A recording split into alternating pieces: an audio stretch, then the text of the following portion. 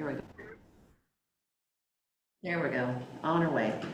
So the content for today is a brief overview of autism. I know many of you probably already have that information, but it's still worth providing that. Learning styles, communication and respect, executive function, communication and decisions, dignity of risk, supported decision making, visual communication examples, and social story examples. And you'll see how these are all connected to the function of executive function. So as you probably already know, that autism is a dyad of impairment that under the DSM-5 reauthorization of the Diagnostic Statistical Manual describes autism as a dyad of impairment that includes a social communication difficulties and restrictive repertoire of behaviors. Under autism, under IDEA is recognized as a complex neurological disorder that is and has been identified for specific strategies to address those with those specific needs. And that information you'll see that is below in a link that you can follow and gather that information. And I need to, there we go, change the screen a little bit. Stephen Ellison, actually, who's out of Salem, Oregon, Autism Research Institute, reported that autistic individuals, and I will, just to clarify, or I guess clarify, I will be using people first and identification first language. So for those of us who were raised with people first language, saying that a person is a person with autism, as opposed to identity first, which is autistic person or autistic, I will use those interchangeably. So research institute that report autistic individuals are more likely to rely on only one style of learning, while you and I typically rely on 2 to 3. By observing a person, one might be able to determine his or her primary style by learning visually, auditorily, and kinesthetically.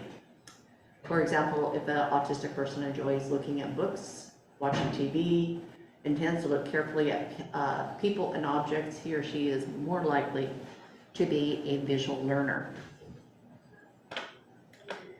And though I'm not going to go into a lot of the sensory processing of a person or an autistic person or a person with autism, is that research has shown that people with autism tend to be visual learners. But of course, that is, I would say, is a sweeping generalization, because there are, like Temple Grandin, who is one of the ambassadors for autism, who's been talking all over the world for many years. She thinks in pictures. That's how she communicates, that's how she sees, as opposed to Donna Williams, who is also a person with autism, and she does not see in pictures. She sees things, she needs to put things auditorily, and then kinesthetically. So, as a matter of fact, Donna Williams, if you've ever have seen or heard of the book No One, Nowhere, she is a person who felt very lost for many years because of her autistic diagnosis that was undiagnosed for many years. And one of the things that she talked about is her sensory processing, in particularly her visual.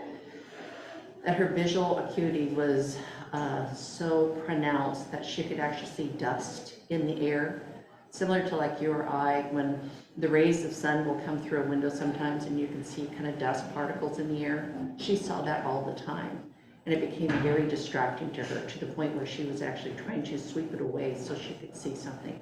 So she has a different perspective on what it is, and a different learning style, especially somebody who has specific sensory processing needs. So learning styles, scientists and psychologists have developed a number of different learning styles. One popular theory is the model, which identifies visual, auditory, reading, writing, and kinesthetic, which I'm sure a lot of people have heard of that.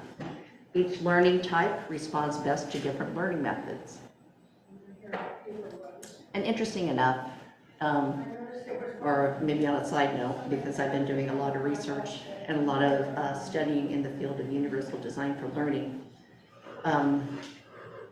that the information that we know about a person with autism, if we were to look at how we would design a curriculum or an opportunity for a person to learn, we would want to put the strategies that they need up front, rather than waiting for a student or a worker or an employee to fail. We know what typically works, and we want to put that in the front end rather than waiting. So the different learning styles, as you can see, verbal, physical, logical, social, oral, visual, solitary, the integrated learning styles, all refer to ways of which we take in information.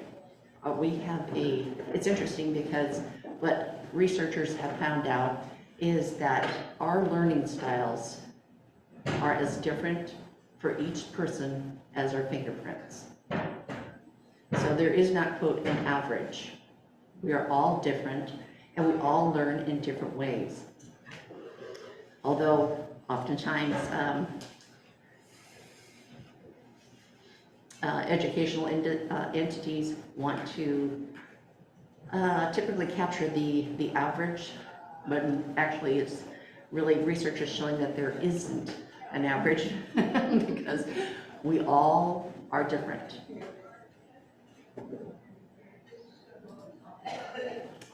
So let's talk about respect.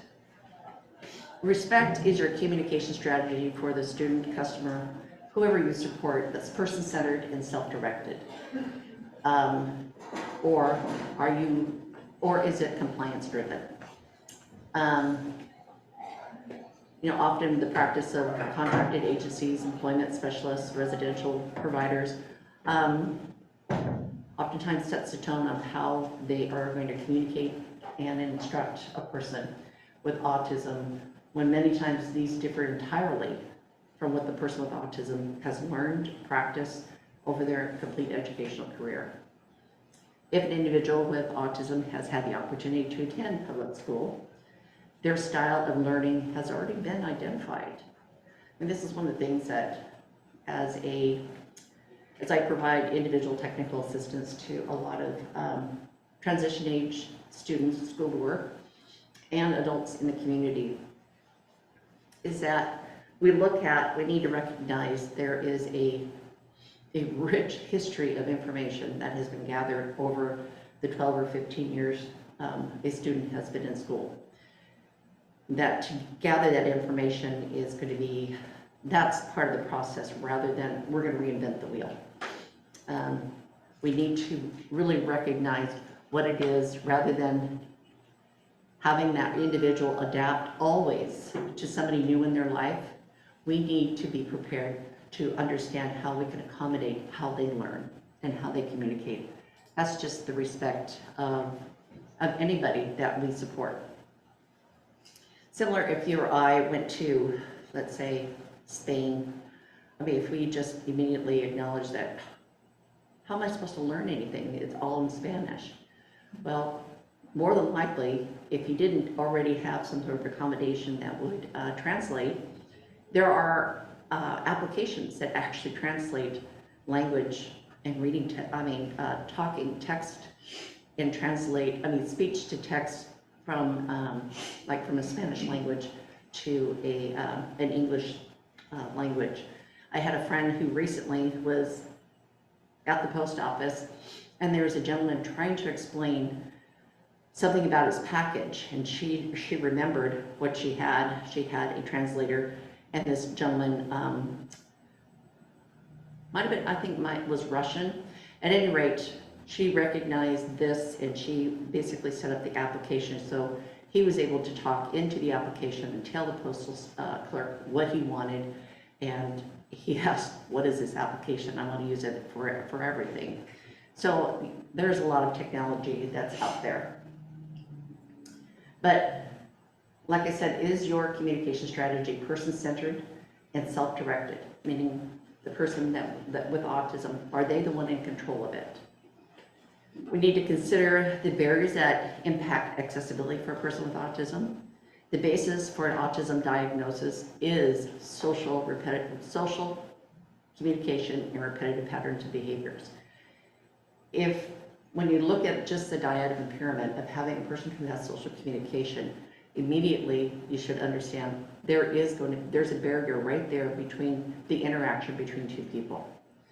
It's going to look different, just like a fingerprint would be, that a person is going to be able to interact in different ways, and we need to figure out what it is, and if they're able to communicate what that is, we want to obviously accommodate that. Understanding patterns of thinking and communication strengths and why it's important. What we know is the majority of people, period, in general, population, are visual learners, up to 65%. That being said, we typically rely on other learning modalities. But we understand from the Autism Research Institute is that most people with autism have one modality, and that typically is visual. Rediscovery and or develop innovative practice through the increased understanding of how autism impacts the learning and quality of life. And that comes right down to communication. We know that research has shown that people who don't have functional communication have less opportunity to participate in anything. Their community, navigating healthcare. When somebody is not able to, like for instance, be able to communicate their health history, their ability to get services is drastically reduced. So again, looking at how do we help a person increase their social communication, and how do we help accommodate that in our community, whether we're a teacher, an instructor, a job coach, a school to work. This is all going to be very important.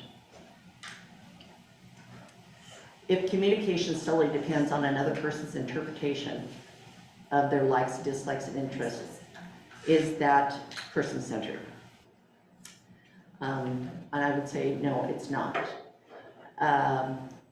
Communication for a person with autism is often left unheard or unnoticed when left to support staff's interpretation. And I'm going to get into a little more of that here, of what do I mean by that? Oh, I guess I'm going to tell you right now. I thought it was further on. So we have Aaron, who loves anything with peanut butter. Aaron's staff realized that if they stopped by the store bakery first and got a peanut butter cookie for him, he would have a better grocery shopping experience. I wouldn't recommend that. But at any rate, this has been their routine for a couple of months. This is a true story. Name is different, but it's a true story. Support staff. Aaron, would you like a peanut butter cookie? Aaron shakes his head. No. Support staff. Here, let's get one anyway. Aaron runs towards the checkout and starts to grab as much candy as he can. Support staff chases Aaron and tries to pull the candy out of his hand. Store clerk yells at Aaron, "Hey, dude, let go of the candy." Aaron runs towards the door, pushing a small child out of the way and onto the floor. The support staff runs after Aaron, does a run-by apology to the mother and the child who had been knocked down.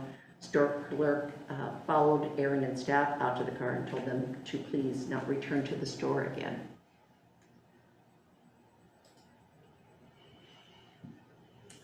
So the rest of the story is the week before, Aaron was with his family.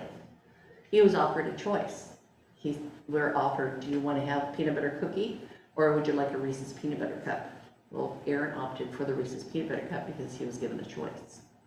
The shopping experience went well.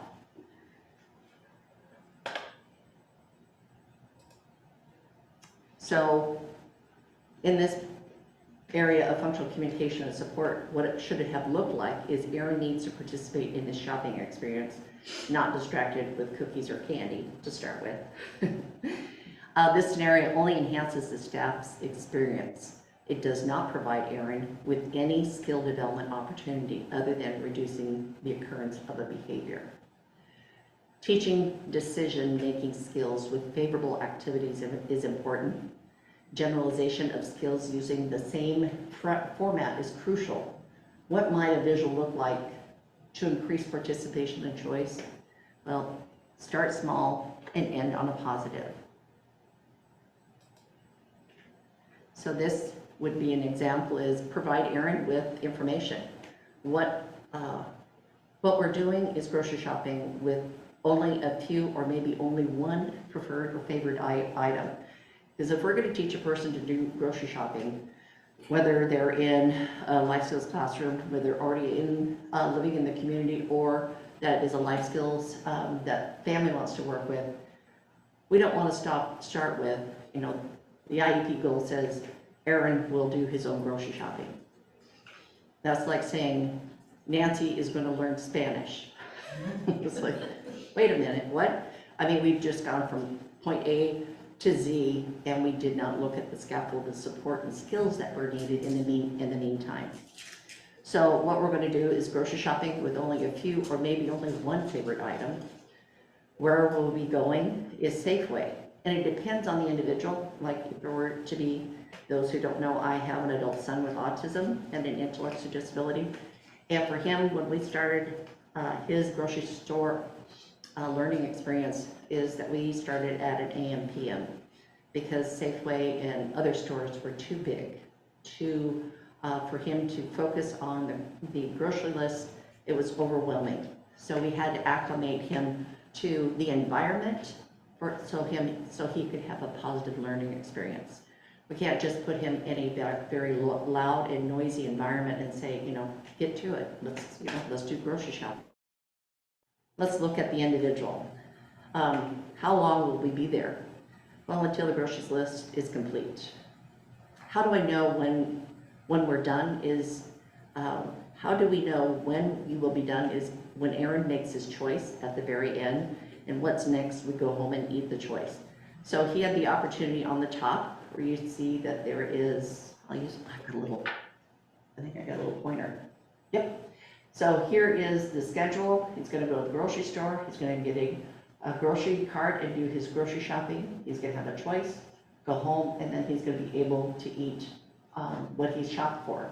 So he's going to pick up orange juice, Raisin Bran, toilet paper, milk, bread, and then have a choice of, you know, the cookies or the Reese's peanut butter cup. So that gives him a clear understanding on the front end, rather than trying to, you know, obviously chase after him in a grocery store saying, stop, don't do that, or be complaint driven by constantly prompting a person on what next to do.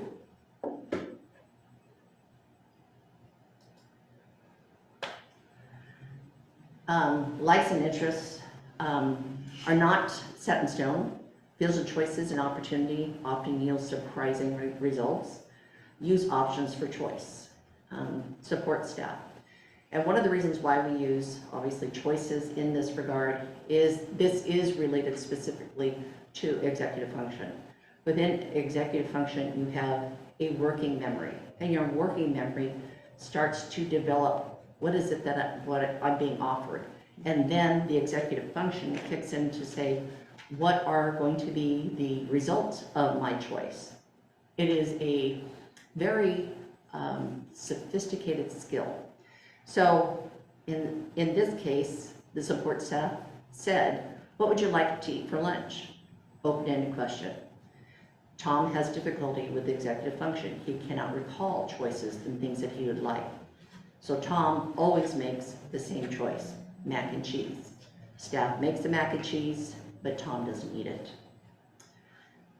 Rather, when I went to this residence, this house, support staff, you have these choices for lunch, because we want to provide choices that are there rather than just saying you can have all these choices and not have availability. But in this case, you can have Kraft mac and cheese, or you can have a sandwich and chips. Support staff said, wow, I didn't know Tom even liked turkey sandwiches. When we provide choices, that helps, and that again attends to that person's executive function dysfunction.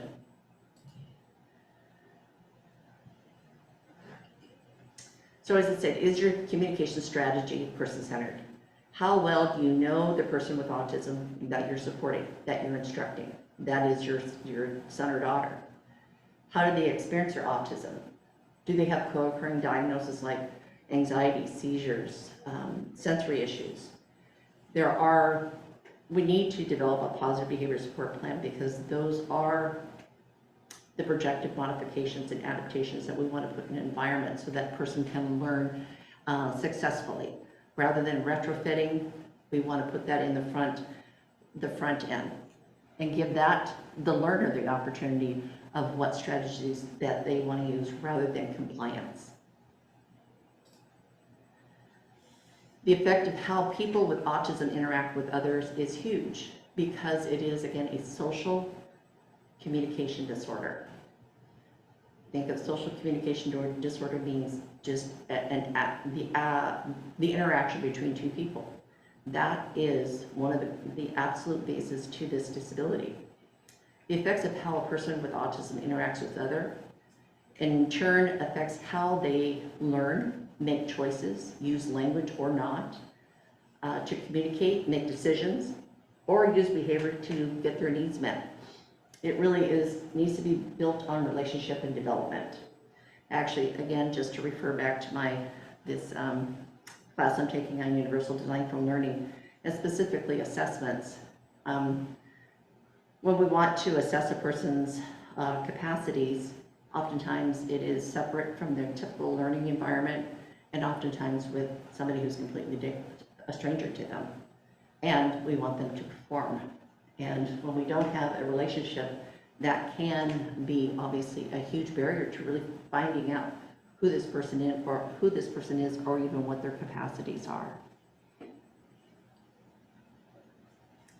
So executive function, communication and decision, has long been of interest given its proposed role in contributing to specific impairment of autism, area of mind, social cognition, social impairment, restrictive repertoires of behavior, as well as broader impacts of the person's quality of life.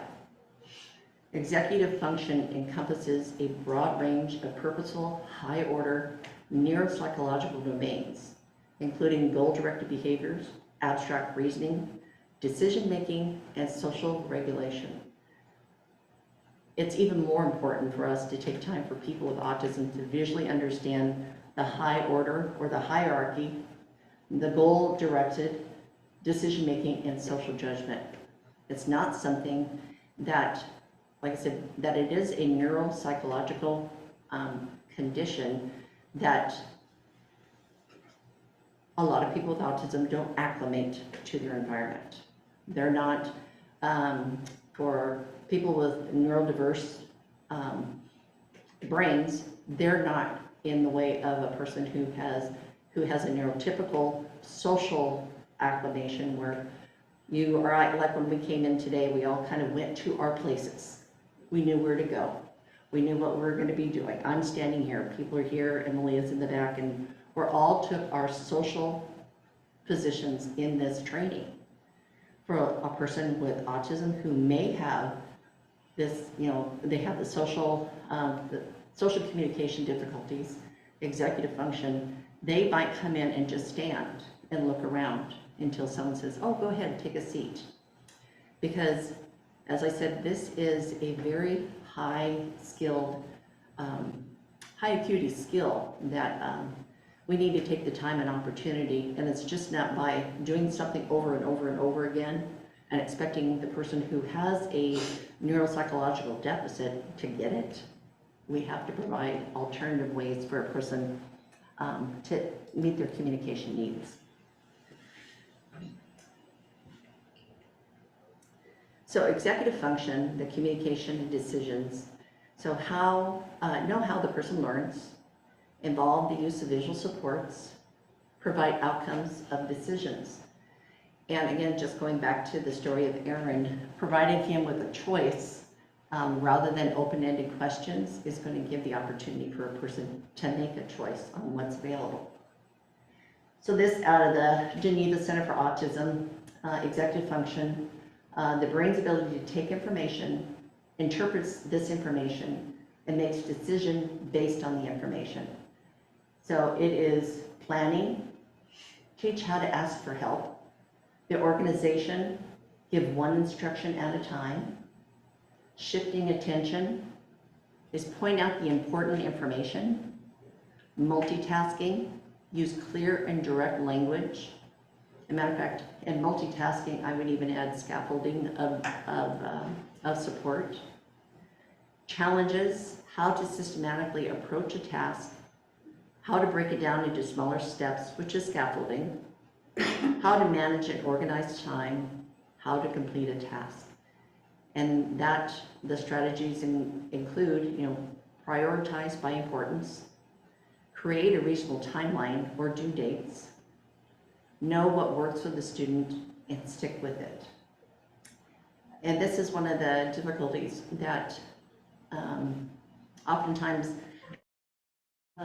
our students who might be in a life skills classroom and we're trying to do inclusionary supports, that we have a teacher in one realm and a teacher in the second realm of education and classes. One's in life skills, the other is in general education. We have a paraeducator who is basically the liaison between one to the other. And the expectation is all this information is going to be in her head or his head to basically set up an environment for this person to learn in a general education classroom. That's usually not the case. The case usually is that they're expecting compliance, that they will sit and attend, rather than the general education teacher having an understanding of what are the executive strategies and the communication supports that are going to help this person be an inclusive student. And we need to know that, as we know, from one classroom to another, to one teacher personality to another, oftentimes those change and they look different. But for a person with autism, unfortunately, they like structure and predictability, which is the second pillar to the dyad of impairment, which is restricted repertoire behaviors. So they don't have a whole lot of flexibility. And when we think about accessibility for a person with a disability, we look at, again, the dyad of impairment, sort of social communication and a diet and restrictive repertoire behaviors is the same to if a person with a physical mobility issues and they are in a wheelchair, that they would need a ramp to a building. We would say, of course, we need to get a ramp built. That makes perfect sense. You would not expect anybody to look at a person in a wheelchair who might have cerebral palsy. This is the only way you can get in this room is to walk up the steps. That seems really cruel and just very unjust. We need to think of that for a person who has a social communication and restricted repertoire behavior as the same way of a person who needs access to a building and access to learning as we do a person who has physical mobility issues. I'm sorry, I've got the the drippy nose. There's nothing I can do about it other than wipe my nose. So here's one of the examples that was very disturbing to me. She was a woman, nonverbal, probably in her late 40s, and she worked at busing at a food establishment called, and I'm going to call it Ribs R Us. So the job coach takes Beth to the closet when she was hired at Ribs R Us. The job coach takes Beth to a closet that has stacks of t-shirts that the employees wear for work. And they also sell them to customers if they want to buy them. The job coach says, okay, Beth, here's where you get your work uniform. Beth takes the t-shirts. Job coach starts to train Beth on her job duties. Beth has an incredible She follows details, she follows routines flawlessly. She is that restrictive repertoire of behaviors. She is a very rigid thinker, but very, very clearly that is a skill for this job. The job coach fades their supports, meaning that she is no longer there at the present, is not present at the employer, and so Beth is on her own to do the work, and she knows what to do. She knows how to check in. She knows how to, with the time clock, she knows how to check in with the restaurant owner. And then 4 months later, we find out Beth is fired from her job for stealing. So here's the rest of the story. The employer, being delighted with Beth's work performance and her work ethics, the employer started Beth on new tasks of spraying the barbecue trays to load the commercial dishwasher. The employer did not support her support needs of Beth, rather he verbally trained Beth, leaving critical thinking and problem solving to Beth, who is a concrete, literal thinker. Executive function gives us, excuse me, I gotta sneeze. Thank you. Good heavens. So as a concrete, literal thinker, she is not thinking of anything other than this is what I've been told to do. The problem was the employer didn't say, hey Beth, by the way, you need to wear a rubberized apron while doing this task. It was inferred. That's an executive function. In being an inference that, oh, and by the way, to do this task, you might want to wear a rubberized apron because why? So she won't get wet. Well, Beth would become totally soaked. And when Beth got wet, where do you think she went to get dry clothes? The closet. Because she was told, here are where the shirts are. Here were all the dry shirts. And she would put them on. So over those 4 months, she collected 17 shirts. The employer didn't provide Beth with the tasks and tools that she needed, meaning the executive function that provided her with a list of what, basically the hierarchical supports that, what tools do you need for this job and how do you do the job. Beth showed great skill and mastery with her job. She was fired because the job coach and the employer didn't show Beth that each employee was only given 2 shirts, but after that, each employee had to pay for their own. What was also could have been implied, or as an assumption, is for the job coach and the employer is the support strategies that made Beth responsible, who has the disability. Beth was fired because there is no functional communication. The executive function disorder was not accommodated for, and no job coaching training on autism to understand what she needed to be successful, but who took the blame? Beth did. Beth got fired, and not only did Beth get fired, she had to pay back all the money that she had saved to go on a vacation to pay for those 17 shirts. Even though the residential provider kept on taking wet clothes out of her backpack and washing them, and she had a complete drawer full of 17 shirts that should have been a big red flag, but unfortunately, that didn't happen. So what could have happened is the job coach takes Beth to the closet that has stacks of t-shirts that employees wear for work. They are also sold to the customer. The rules are employees need to wear their ribs are us t-shirt when they go to work. Each employee gets 2 shirts. Each employee is responsible for keeping their shirts clean and to do a process of we need to keep them washed and clean and ready for work. So there's a work ready support, and there is a what do I do, the critical thinking, which is part of the executive function. What happens if I get wet? Well, next time I want to make sure I have a clean set of clothes in my bag. These are all critical thinking, which is part of the executive function, is to plan out ways to help a person help oneself. And when that is not in place, people look at it completely different. Because she was so skilled at her job, she could follow directions, she could do a task flawlessly. The assumption was made, well, of course she knows better, she should know better.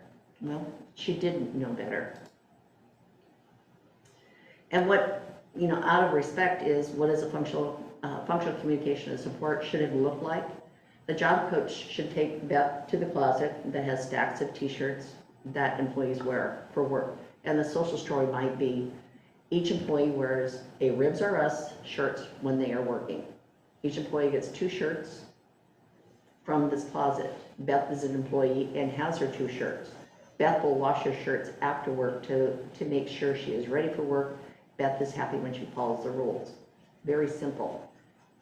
Very simple in the fact that it rules out any assumptions or inference of what she needs to do, because she has obviously barriers and challenges to critical thinking and executive function.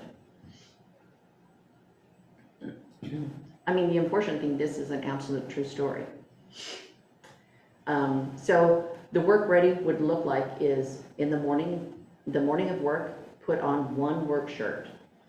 1 shirt is in the backpack, 1 pair of pants in the backpack, 1 name badge in the backpack, bus pass and lunch. The night before work, wash and dry work shirts. That's just a process. Work supports for people with autism don't start and end with the employer. It really starts at the individual's home, with their family, or with a residential provider. So what do I need to be work ready? Identify the what ifs.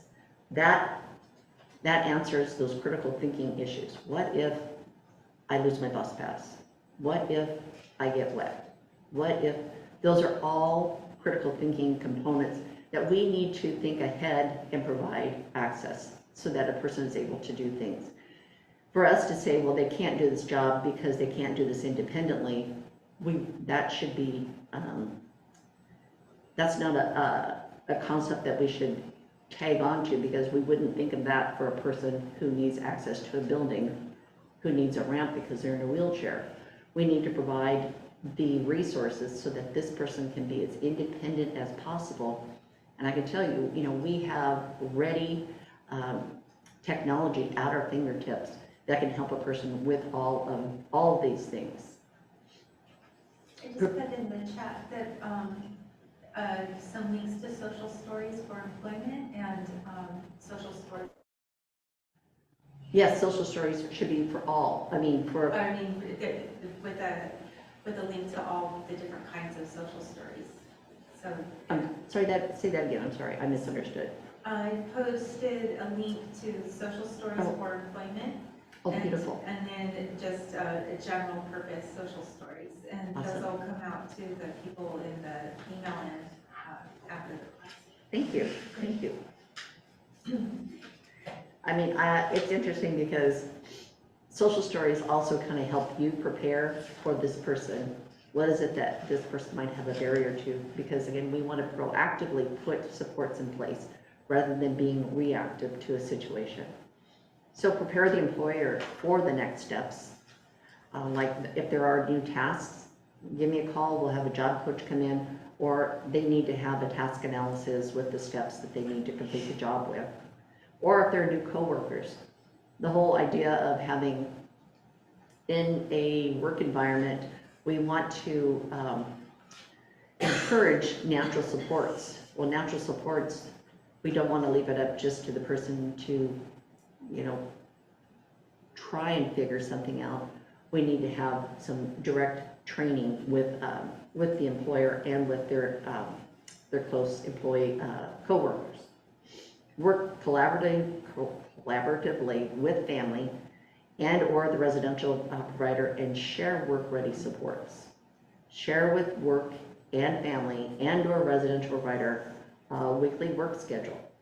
Now think of that for, I think of our transition age students that are, some programs here in the state, some of them don't, some students don't even go to school. They meet at somewhere in the community. They are all given a different opportunity to have work experiences. Well, with that being said, there needs to be some identification of how are those environments going to be conducive to that student with autism, to that individual with autism. Is the environment going to be conducive? Do we have visual support so that person will know what tasks that they're going to be doing?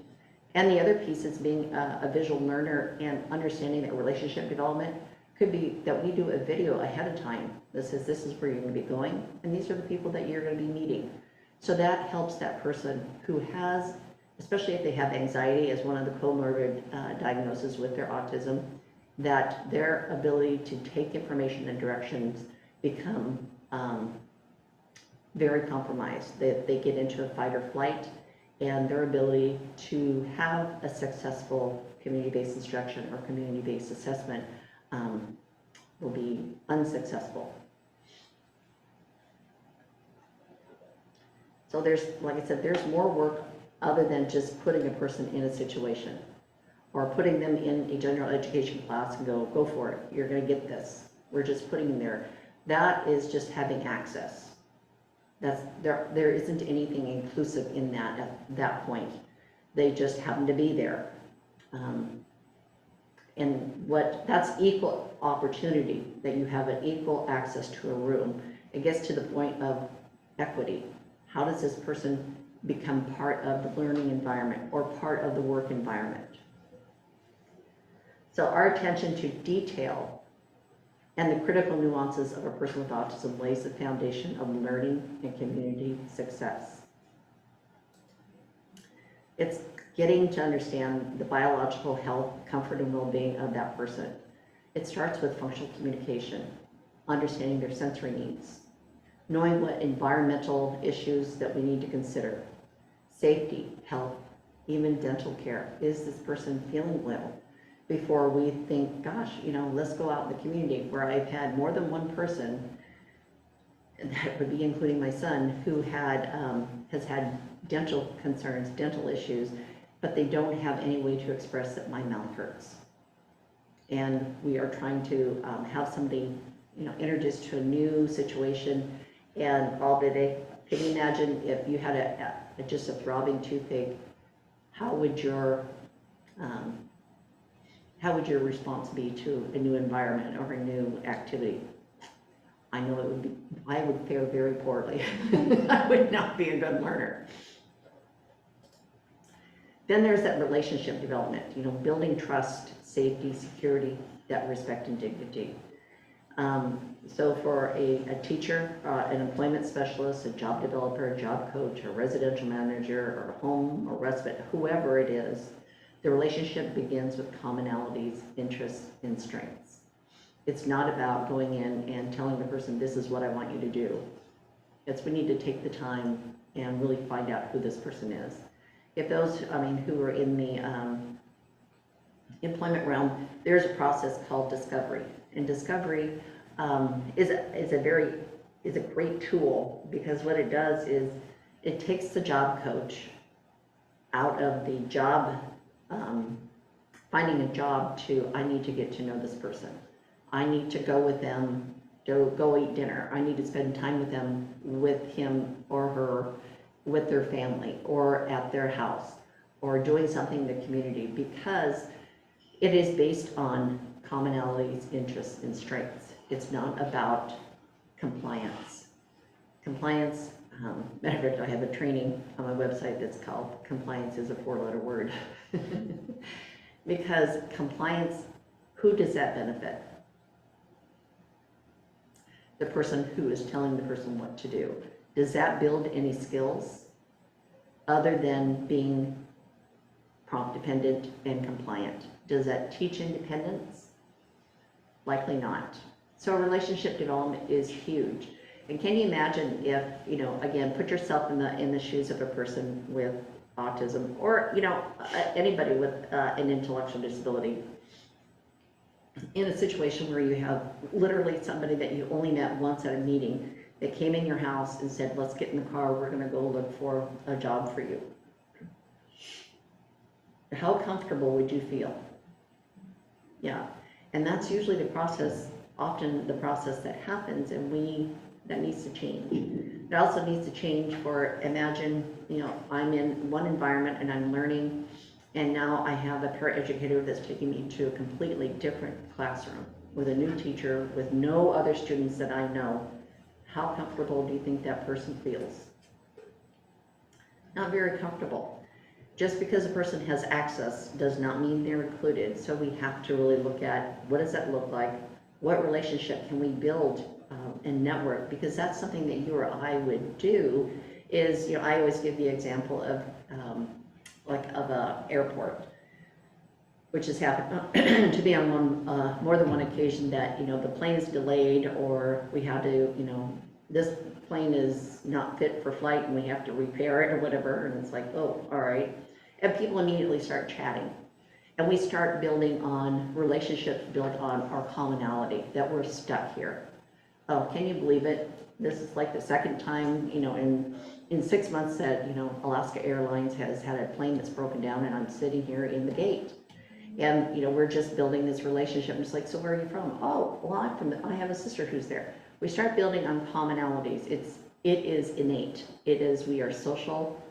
Neurotypical individuals are social. They're social beings that connect with people.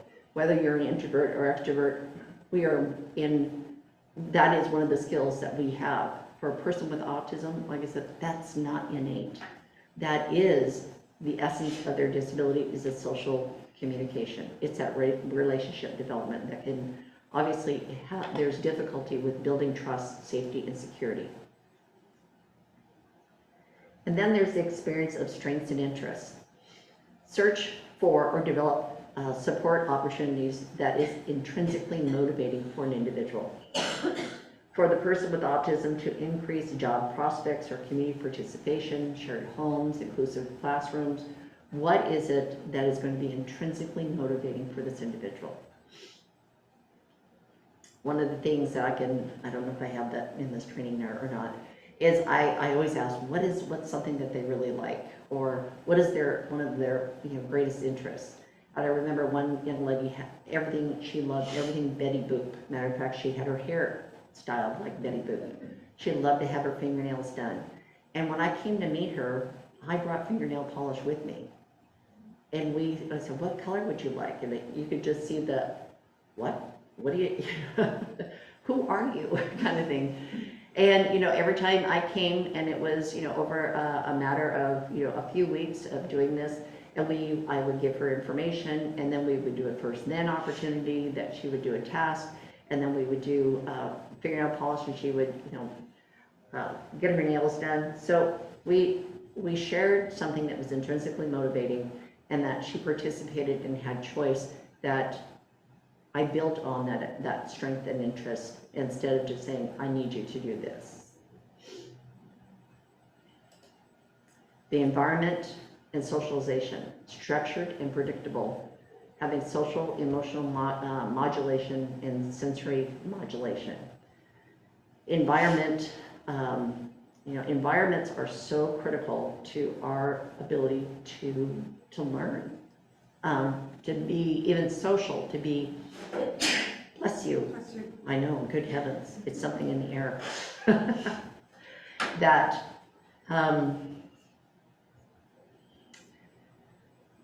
environments mean everything.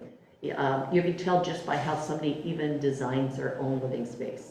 There are some people that really like stark, kind of really modern. It's like, wow, that's just not my style. Versus somebody who might like, I can't, what is it? The modern farmhouse. That's, it's like, well, which do I like? And so it's, everybody has environments that they do well in. And we want to look at what environment. Is it going to be a big open space, or is it going to be a small place? Will it be with a lot of people? Will it be with a few people? I was part of a project some years ago, and employers or job coaches were getting training on autism, and was trying to find job placements in the community. And I remember, and one of the things that we would come together as a group and talk about it, And this one lady said, I have the perfect job. I'll say Beth, perfect job for Beth. It is the best fit for her, but she won't go into the building. Is that the perfect job for her? No. It's the perfect task, perhaps, but the job, the environment was not conducive to her ability to, her sensory processing in the environment was too overwhelming for her. She could not interrelate with other people because there was too many people. The building was just too large. So looking at the environment and that need for socialization and that person's ability to learn a task or perform a task would not be, the person would not be able to do it. And so that was one of the, obviously the suggestions was, you know, that's not the perfect job. It is a good task, but we need to find another environment that's going to be conducive to her sensory modulation. Then there's a task demand, and this comes from, you know, the executive function, the critical thinking, the problem solving, the task analysis, the adaptive supports and assistive technology. It's looking at, you know, we need to make sure that this person is well and is content. We want to build a relationship. We want to build on strengths. We want to make sure the environment is right before we ask for anything for a person. And typically what we do is just the opposite, is we're going to ask for something from somebody, and then along the way we're going to build some sort of relationship. It needs to be in this order, because what's going to happen then to be able to do this, then you're going to have a person that we're going to put in the supports, we're going to put in the assistive technology, we're going to put in the supports that's going to make this right in the first place, rather than having a person fail to get the supports they need. Reinforcement, what's motivating? What's the reason or the function for this opportunity? You know, that's, you know, at least if I were to go look for another job, you know, I would look for something that's in the area of my interest. And, you know, there's a lot of times that isn't taken into consideration for people that we are trying to find a job, or we're trying to have them be inclusive in a classroom, especially if it's something that doesn't interest them. How do we help a person become included when we're not looking at what is intrinsically motivating for that person to be in there in the first place?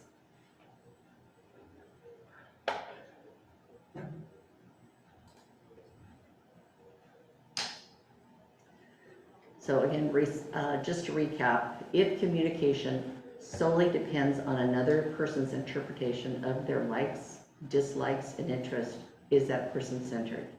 And the answer is no. If it is, I can tell you with, you know, it's unfortunate in a lot of the areas of especially education and social services, there is, especially for para-educators or direct support providers, there is a great turnover of staff. And so if you were just depending on that staff that just came in last month, that they were able to interpret the likes and interests of that person, how clear do you think that might be? Yeah, not very clear at all. And so capturing this information is going to be important, and making sure that people are understanding what are the supports that are going to be successful for this person. Communication for a person with autism is often left unheard, unnoticed, when left to a support staff's interpretation, or who may or may not have the whole picture. The person with autism may start to engage in aggressive behaviors to communicate their wants or needs, even those who are verbal. When they get into a situation where they have to, that they need critical thinking, that they need to use their executive function, their abilities then shut down and they get into the fight, flight, or freeze, regardless if they are verbal or nonverbal. So we need to make sure that a person, that we understand those supports so that they don't have to engage in negative behaviors to get their needs met. And it's really important to use evidence-based autism-specific support strategies for the customer, the client, the student that you support, your son or daughter. I can tell you there's many teaching and training strategies are, by modeling or just showing a person what you want them to do. Unfortunately, those are ineffective for individuals with autism. They need to have a more structured understanding of what do you expect of me, how do I do it, when am I going to be done, and what do I do next. That all is something that is related to that person's executive function. And left without it, you have somebody who has difficulty, who is not able to achieve their full potential because we don't have those things in place.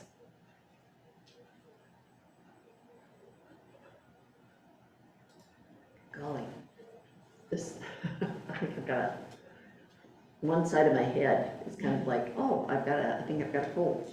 So specific research has found only some interventions that are effective for people with autism or autistic people. The interventions that researchers have shown to be effective are called autism evidence-based practices.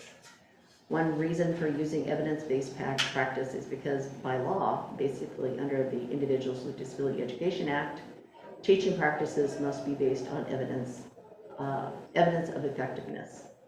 And you can find that on this link that's in this presentation as well. And to follow up with the legally defensible program, students with autism, a PDF file that you can download and look at as well. The evidence-based practices basically out of the National Professional Development Center of Autism Spectrum Disorder. These are some of the evidence-based practices. The ones that I am referring to that I practice are antecedent-based interventions, which is knowing the individual and making sure that the support's in place to reduce any possibility by addressing the antecedent before behavior happens. Another is discrete trial training. I give an opportunity that I work with an individual based on their interests and strengths. I use more actually pivotal response, which is part of a discrete trial training. Functional behavior assessments are also something that I put into place. But there, as you can see, there are different supports and different strategies. And again, one size does not fit all.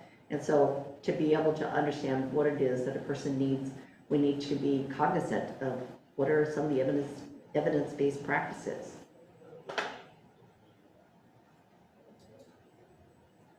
Additional is picture exchange communication system, PECS. I refer to pivotal response training, reinforcement, social narratives, or otherwise known as social stories, social skills training, task analysis, technology-aided instruction and interventions, video modeling, and visual supports. All those in blue are the supports that I have training and practice that have been not only successful for all the customers I have served and supported over many years, is that my son was the impetus really for all this work, because for him to have a successful, inclusive life, I always, I kind of think, and I'm going to age myself, is like, well, being a Swiss Army knife, it's got everything, or Inspector Gadget. If you ever saw Inspector Gadget, there's Go-Go Gadget. It's got all these things. It's like I have to have these things in place. I need to make sure that I have that in prep before we go into the community. These are the support strategies. I want to make sure the environment, and I want him to have the ability to say, I need to go, and be respectful of his communication. I referred to the discovery process here just a few minutes ago, and Michael Callahan, who is really the author of Discovery. I love this statement. The presumption that a collection of individuals who know the person all know the same thing. So when we're sitting around a table, maybe with an IEP meeting or a DDA support plan meeting, that everybody that's sitting there has the same information. It's critical, and then as Michael continues, he says, if we do not take the time to document the complexities and nuances in the lives of people with significant disabilities, our efforts to pursue outcomes such as employment are vulnerable to that of which we overlook. Think about that.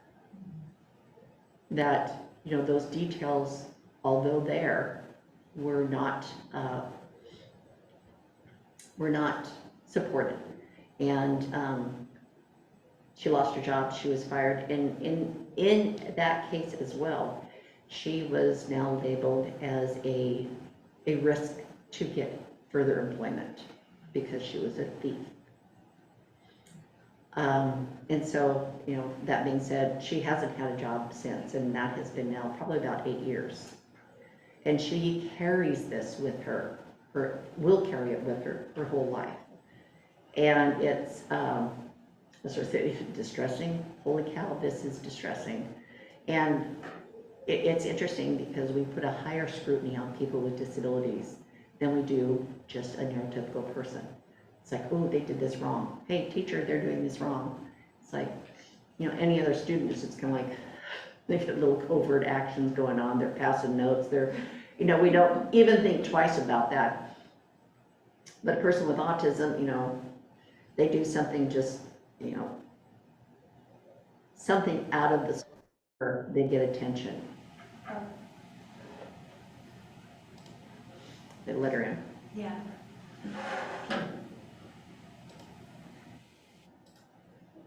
So, like I said, respect, dignity, and supportive decision. Yeah. We got 2 more people. Do you think there's a, I don't know. oh, it's Suzanne joining twice. Oh, joining tonight, got it, all right.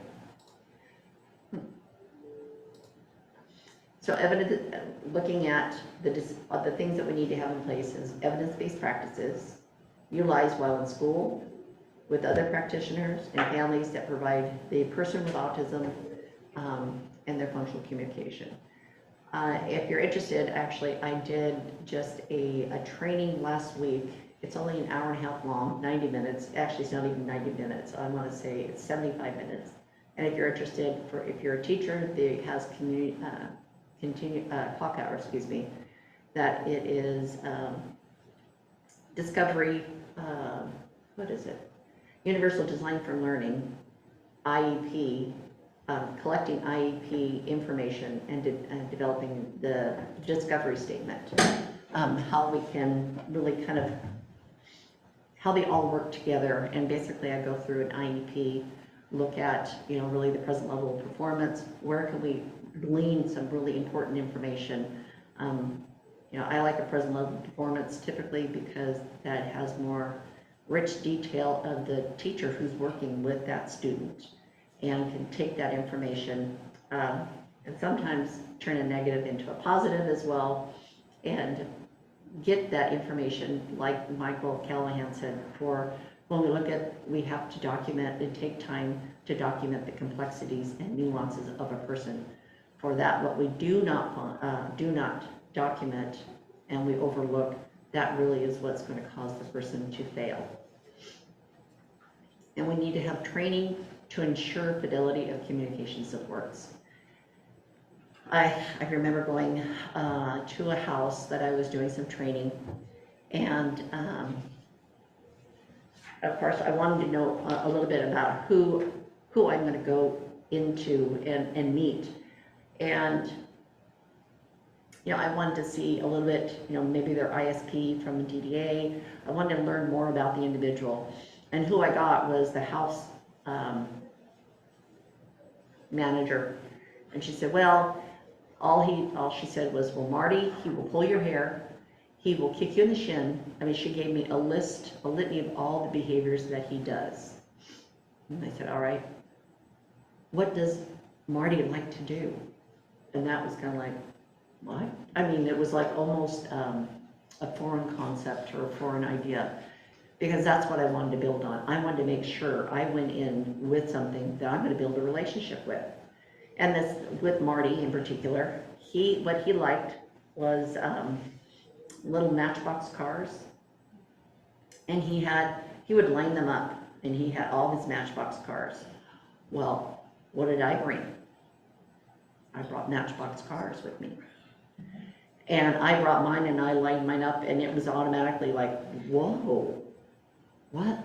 You know, I mean, he got his attention, which is called joint attention activities. And we looked at the colors of the cars and everything. And I built on that relationship with him and told him, you know, how long I was going to be there. I used a timer that said I'm going to be here for 15 minutes and then I need to leave. I gave him all the information that he needed to be successful, and I provided him with something that was, you know, really motivating and interesting to him. And that's, you know, like I said, if we're not collecting that information, that what just lost is what's going to which will be really the trigger for a person to be not successful.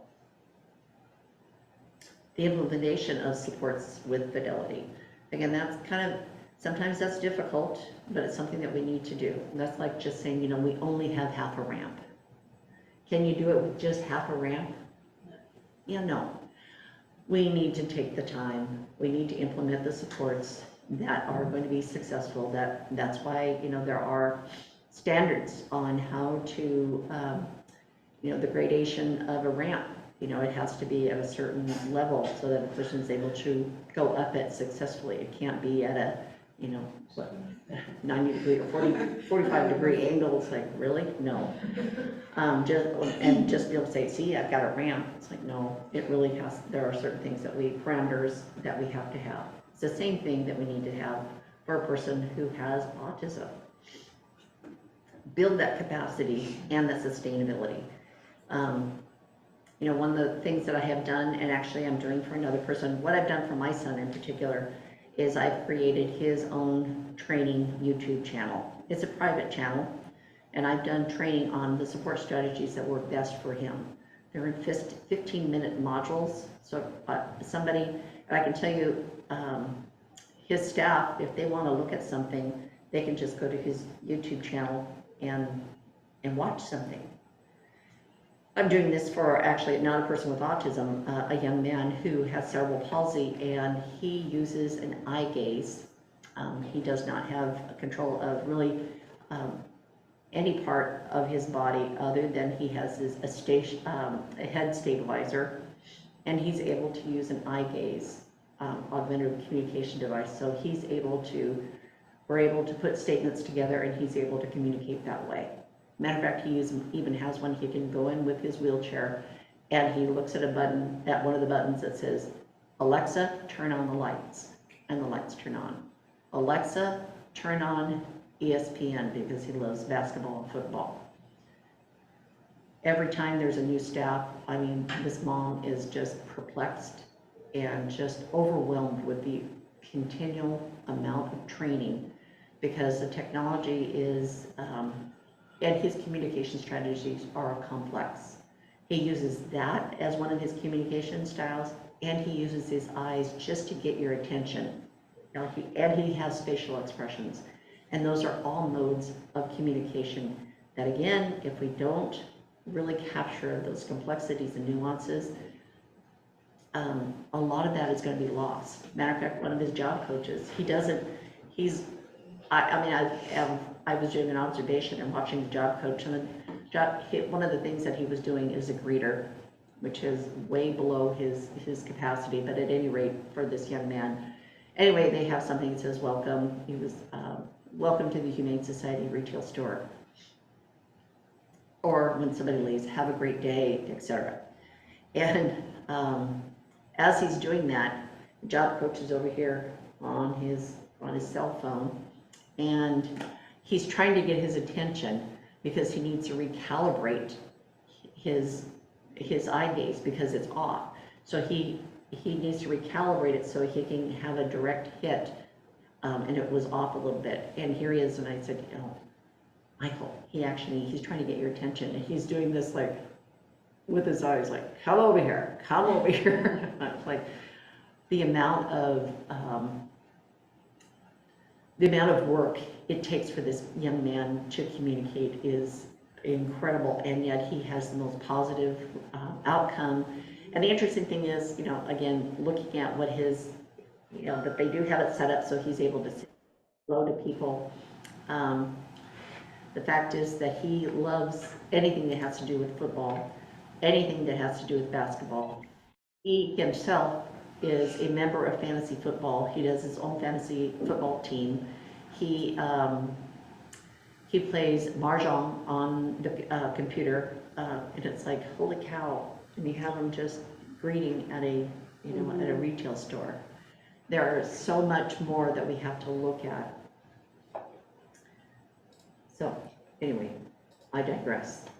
So what if there's not a record of functional communication supports? You know, where do we start? Well, I would say refer back to evidence-based practices. I've worked with this one gentleman named Brock. For many of you who live here in Kitsap County, Francis Haddon Morgan Center used to be one of the rehabilitation, residential rehabilitation centers here in the state of Washington that closed down almost 8 or 9 years ago. Brock was one of the first of this process to deinstitutionalize here in Kitsap County, that providing him with a functional way to to communicate, I was able to get him a job and have him work in the community. For the first time in his life, he actually had a functional way to communicate. And that was because I provided him with functional visual supports, gave him choices, built on those choices. I remember the first time I ever met him, I went into a sheltered workshop, which I don't think it exists here in Kitsap County any longer. At any rate, they basically had him, and it was a very large manufacturing building, very large, very tall ceilings, industrial. And they had him kind of back in a corner with tables kind of boxed him in. And I was like, well, what's going on with this? Well, you know, he can get very aggressive, and so if we're able to at least, you know, have a barricade around him, we can get people out of the way much faster. And it's like, oh my gosh, you know, and people were noticeably afraid of him. And while I'm in talking with the director, I hear this loud sound, and I'm thinking, and I said, what was that? And she goes, oh, that's Brock. He's getting upset. She's like, oh. And I'm thinking, we need to act. And she's just kind of sitting there, and then, I mean, a few minutes later, another louder sound came out, and she goes, oh, he's really getting upset. And then just like a minute later, he throws out a big F-bomb, and he's screaming, and she goes, oh no, and then she gets up and runs, and out, you know, what do we need to do? And I'm like, he gave you 3 opportunities before that he's upset about something, that he had to wait to get to that point to get his needs met. And unfortunately, again, when you look at that hierarchy that I showed you, his biological needs, he apparently has a torqued bowel. And when he needs to defecate, it is excruciating. And that they did not give him the opportunity to go to the bathroom when he could. He needed to wait for his bathroom time.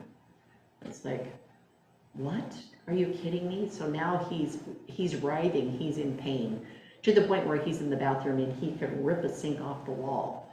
And that's what they're all, you know, he does this, and this. I mean, and the instruction that he was given, that the staff at the shelter workshop was, when he gets that way, take him for a walk outside.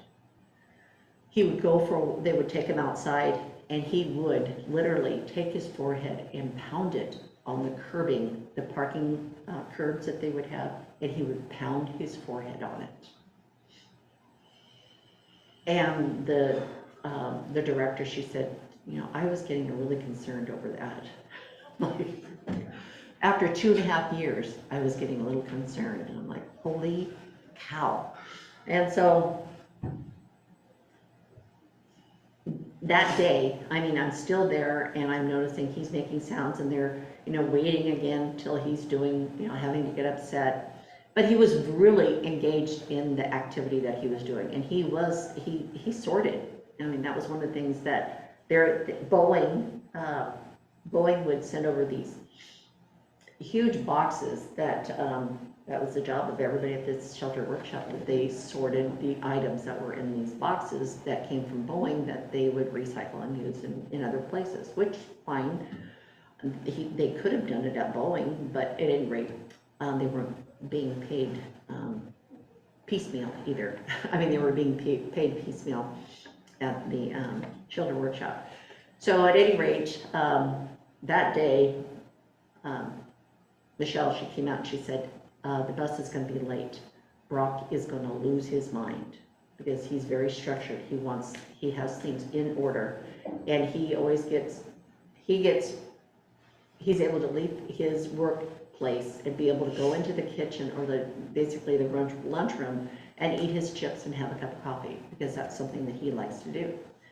And she said he expects that bus to be here. So it's a rigid, repetitive structure that he needs. So we need to help him build flexibility. And what I did is I went and I took 5 Post-it notes and I put it in front of him, 1, 2, 3, 4, 5. I said, Brock, when these Post-it notes are gone, your bus will be here.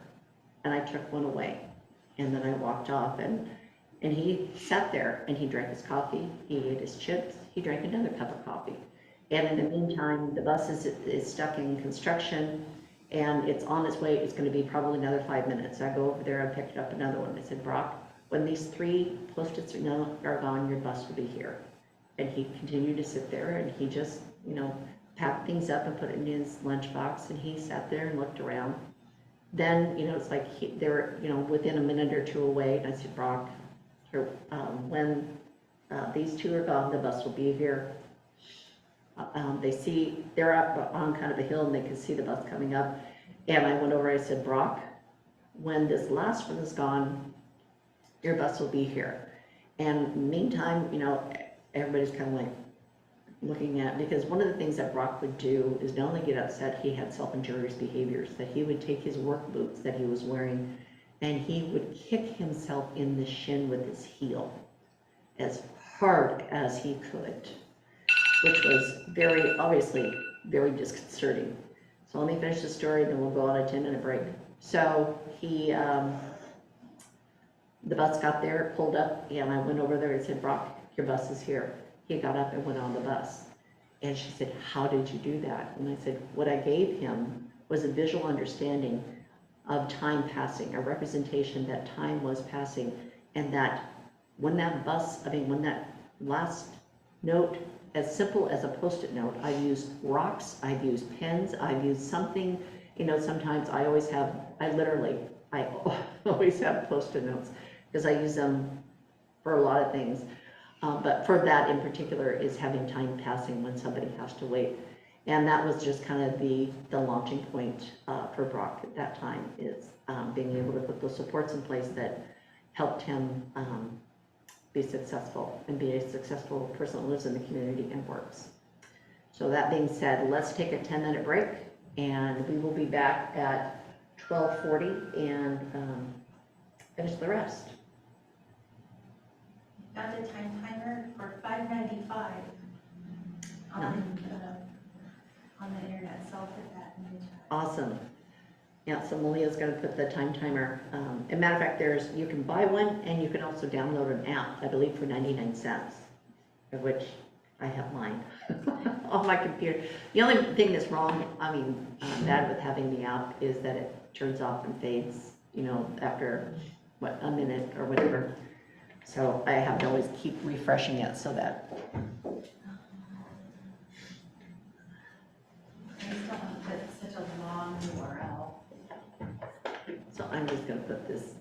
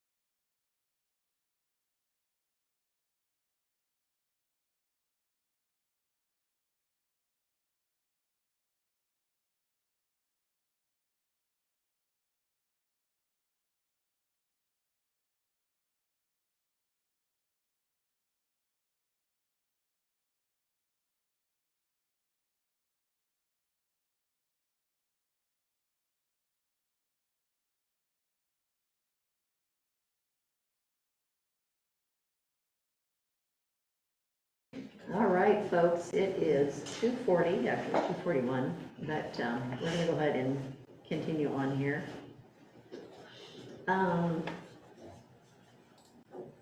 So thanks for coming back. And this, seriously, Monica, this seems impossible. We have significant turnover, which I hear all the time. We have other required training that needs to be accomplished first. Relationship development is foundation to communication and learning. It takes more than a few hours spent with a person with autism. And yes, I do, again, Monica, this seems impossible. But for the well-being of not only the individual with autism, but the direct support staff, the paraeducator, the teacher, these steps need to be taken seriously and put in place. It does take a little bit of time, and we are short-staffed, but we need to find a more effective way to get the information. And like I said, for my son, I developed a training channel. That doesn't mean that we can't do that for other people. It's helpful, it's individualized. Albert Einstein said the definition of insanity is doing the same thing over and over again and expecting a different outcome. And that's obviously, we don't want to do something and have somebody go through the same situation over and over again. And hopefully they will get it this time, because we have people that learn differently. Mark Gold, the pioneer of Try It Another Way, he says, rather than focusing on compliance from the person with autism, offer other support for learning through implementation of evidence-based practice. It's easy to pass the inevitable buck to the person with autism or the person with a disability, write up an incident report after incident report, and not trying another way, not looking at what it is that we need to put in place so that this person can be successful. And sometimes people will think it's like, well, they did fine with Marcy, why can't they do the same thing with Tom? Well, there is a relationship, and that's going to be different. Did you have a question, Malia? Just seeing if we're recording. We are. Oh, all right. So communication, the consistent process for a person to follow. This, because we need to have something that's in place so that the person, again, who has challenges with executive function, they know what's going to take place, especially once you have a person who's under a little duress. You're in a different place. You're going to the doctor. These are places that make us anxious. If I go to the doctor, I'm not always excited knowing that we have a blood test or something. But I know what's going to happen. Taking, like, for instance, this is something that I have for my son in place, that he knows that we're going to go in the car, we're going to go to the clinic, elevator, we're going to check in. They're going to call your name. We're going to go in, they're going to weigh you, they're going to do your blood pressure, take your temperature. I always say they're going to see if your finger can breathe, which is the pulse ox. And then Dr. Smith is his neurologist. He has a vagus nerve stimulator, so he said he's going to read your chest. And then we're going to talk. He's going to print us out some paperwork. We're going to go on the elevator, get in the car, and then you have your choice of the activities that I've identified for him. This is something, it's interesting. Not only do I use this when we go to the doctor, but he's had subsequent procedures in the hospital that I have done something, very much alike. And actually, one of the recovery nurses, she said, where did you buy that? Where did you get that? Actually, I made it out of the software. She said, I wish I had that for all of my patients, because they're coming out of anesthesia, they're groggy, they don't remember a word I say. And it's like, I know. It is something that helps people understand what are the expectations, what am I supposed to be doing. So we know that all behavior is communication. We need to seek functional communication supports, meet the communication and learning style of the person with autism through visual supports, teach concepts rather than following your verbal prompt or expectation of compliance. Let the person you support know what to do rather than what not to do. Like, for instance, Michael, don't go out the door. Guess who goes out the door? Rather, Michael, stay in here. I'll tell you a very cute story. My daughter, son-in-law, and grandchildren have moved back to the Pacific Northwest, yay. And although they see my son, regularly when they come up for holidays, the first time that my son-in-law ever met Michael, he hadn't really been around a person with a disability, and so he felt really awkward, and he didn't know what to do, and he was gonna go in for a shake, and then Michael came in, and they were, all of a sudden, he was like, he just kissed him. It was like, oh my God. I mean, Molly and I were just, kind of rolling on the floor going, oh, he didn't know what to do, and Michael was coming in, and he wasn't gonna give him a kiss in the first place. But this last time we saw him here recently, we were up there for Halloween, and we were saying goodbye and, giving hugs and stuff, and Justin kiddingly said, all right, Michael, no kisses this time. Guess what Michael did? Came right in for a kiss. It was like, what? I said, tell him what to do, not what not to do. So give me a handshake, buddy. Give me a hug, something like that, rather than don't give me a kiss.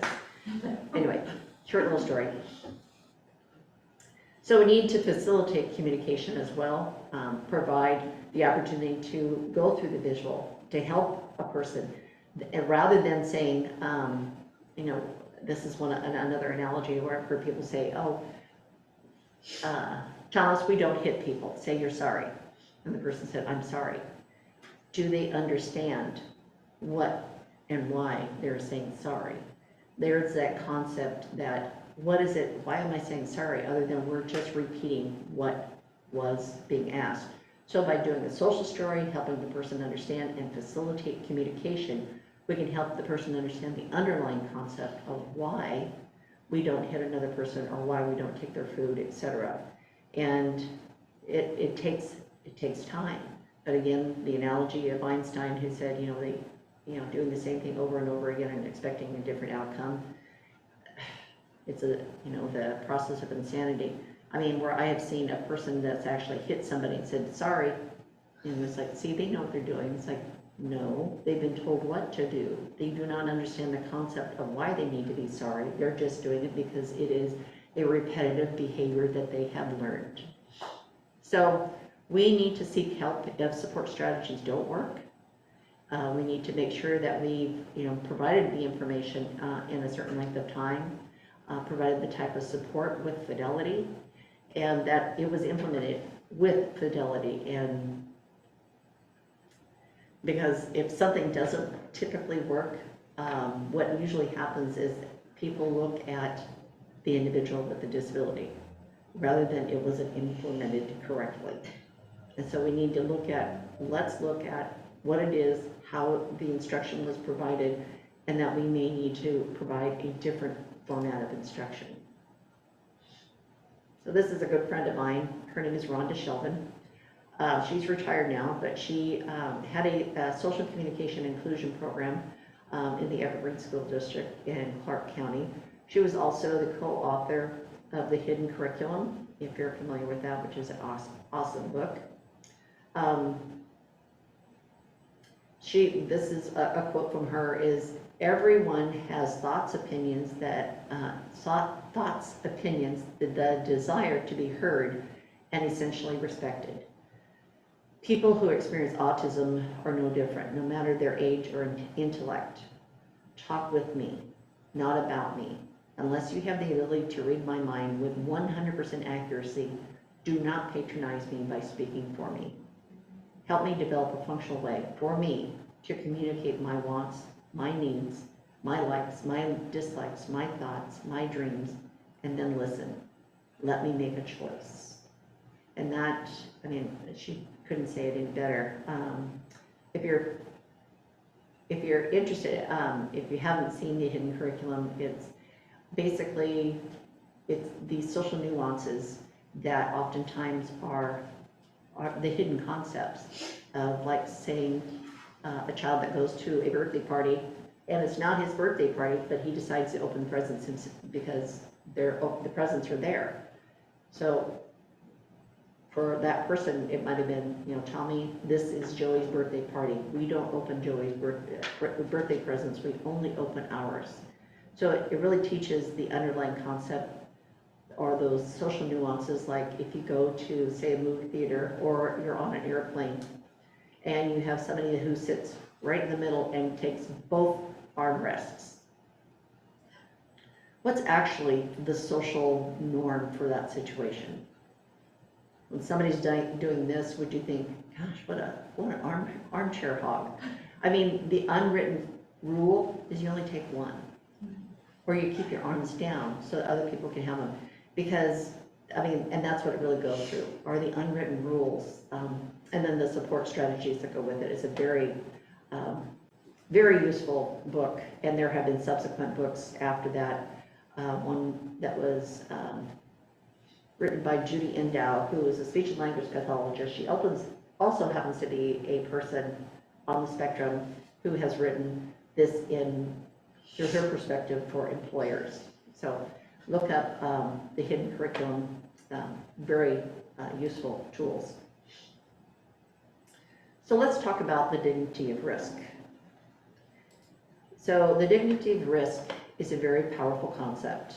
We cannot allow our fear to harm or wish to protect a person with a disability from harm to effectively mean we are making choices for others. People with disabilities, like everyone else, must be free and empowered to make their own choices and live with the consequences. That being said, learning what the consequence is a functional executive function. And so that is how we develop character and personality. That is the real meaning of choice and control, is having dignity of risk, being provided opportunity, having the tools to make a choice. That is dignity of risk. By saying, oh, they can't go there, we're not going to do that because we know that they're going to get upset. That's just not something we're going to do. Need to look at things in a different way, provide support so that the person can attempt something without just having things shut down. Do you have a question? Comment? There's a question in the chat about the best way to teach concepts. Is it through storytelling and visuals? Like she wants to understand that we need to be ready by a certain time. Mm-hmm. And I show visuals. We're consistent with what we do, and we start an hour early with expected transition, but he often wants to delay leaving, even if I offer a high interest activity reward if he gets ready. Mm-hmm. And I would say, I would break it down into smaller chunks. That's, again, it's identifying what the barrier is. Is it going to school? Is it, I suspect it's going to school. Is that a favored activity? I don't know. But breaking it down into smaller chunks so that he understands, rather than just saying, every 15 minutes, this is what we're going to do, this is how we're going to transition. I would break it down into smaller chunks and give him opportunities to understand what the underlying concept is. Because if the concept that we're trying to teach is we need to hurry up, that we're on a short time crunch, that is not motivating for the person. To say that, when the bus comes, we want to have a happy smile, we want to be ready for the bus, and so all the other students are going to be happy, that's going to be something that's more motivating, rather than we need to hurry up so we're getting ready for the bus. So that there's it's basically turning it different so that it becomes something that's motivating and understanding of the perspective of people on the bus, rather than I need this person to hurry up so he can get on the bus and be gone. Does that make sense? It does to me. All right. Hopefully it does to the individual that asked the question. So the dignity of risk and duty of care. So the dignity of risk is a person's right to take a calculated risk. The need for safety and freedom from distress. That's the duty of care. The dignity of risk is the person's right to freedom and independence. The duty of care is the ability to restore function. The dignity of risk is the person's right to choose. The duty of care affects the person's lack of insight. So teaching two concepts, and that there is going to be a consequence if we do that. Has implications we all need to consider. It's not throwing caution to the wind. We want to make sure that we have those supports in place. We've gone through what is the process, and why it's important. So like saying, well, we can't have so-and-so do this because he's gonna spend all his money on, on soda and popcorn. Well, how do we help a person understand that they only have a limited amount of money, they want to go to a movie, they want to have these things? It's providing them with the supports that they need. How much money do I need? This is how much popcorn costs. This is how much soda costs. Rather than, we're going to go there, you can only spend this amount of money, versus I'm going to help this person understand how much money they need to spend. So if you can see the difference between compliance versus teaching a skill, that's what's going to help a person have the ability to take a risk in doing something independently. But again, it all circles back to executive function, making supported and educated decisions based on the process and the concepts that they need to understand. So I'm going to tell you a story, and this is actually about my son. It's from my daughter's voice. So I'm going to tell you this, and this is about permission, acceptance, and one giant leap. One of the most amazing days of my life, this is Molly's, the story that she wrote. One of the most amazing days of my life was witnessed the bravery and joy of my brother. In 2003, on a warm, sunny summer day, we headed to our favorite destination, Sunset Falls. We always passed the favorite hot spot of many local visitors and continued miles up a windy road where few bothered to explore. It was usually just us, a perfect little water hole coming from a mountain runoff. Just putting your foot into it was rather terrifying. The water is literally freezing. But it didn't matter. It was a thrill to jump off, thrill of the jump, the excitement of the challenge, and a whole lot of family fun. Here is one sister's story of providing her brothers that opportunity. These are my son and daughter. So my mom told Michael, who was already well equipped in his swimsuit, which I was very prepared, and a life jacket, so that if he wanted to get his toes into the water, he could. He put his toes in, but wasn't enthusiastic about going any further. With my blue lips and a quiver in my voice, I told my brother to jump in, or at least slide his booty in and swim with me to the other side, where the cliff was. With a long, loving voice coming from the favorite cousins all around him to join, he did, almost just like that. It didn't take much. Michael carefully sat on the wet rocks and slid in slowly. With a few loving voices coming from favorite cousins, as he gasped and acclimated to the water, he paddled to the other side of the mini river, just for fun. Certainly would make the loop back as soon as we hit the other side, but no, that's not how the story ends.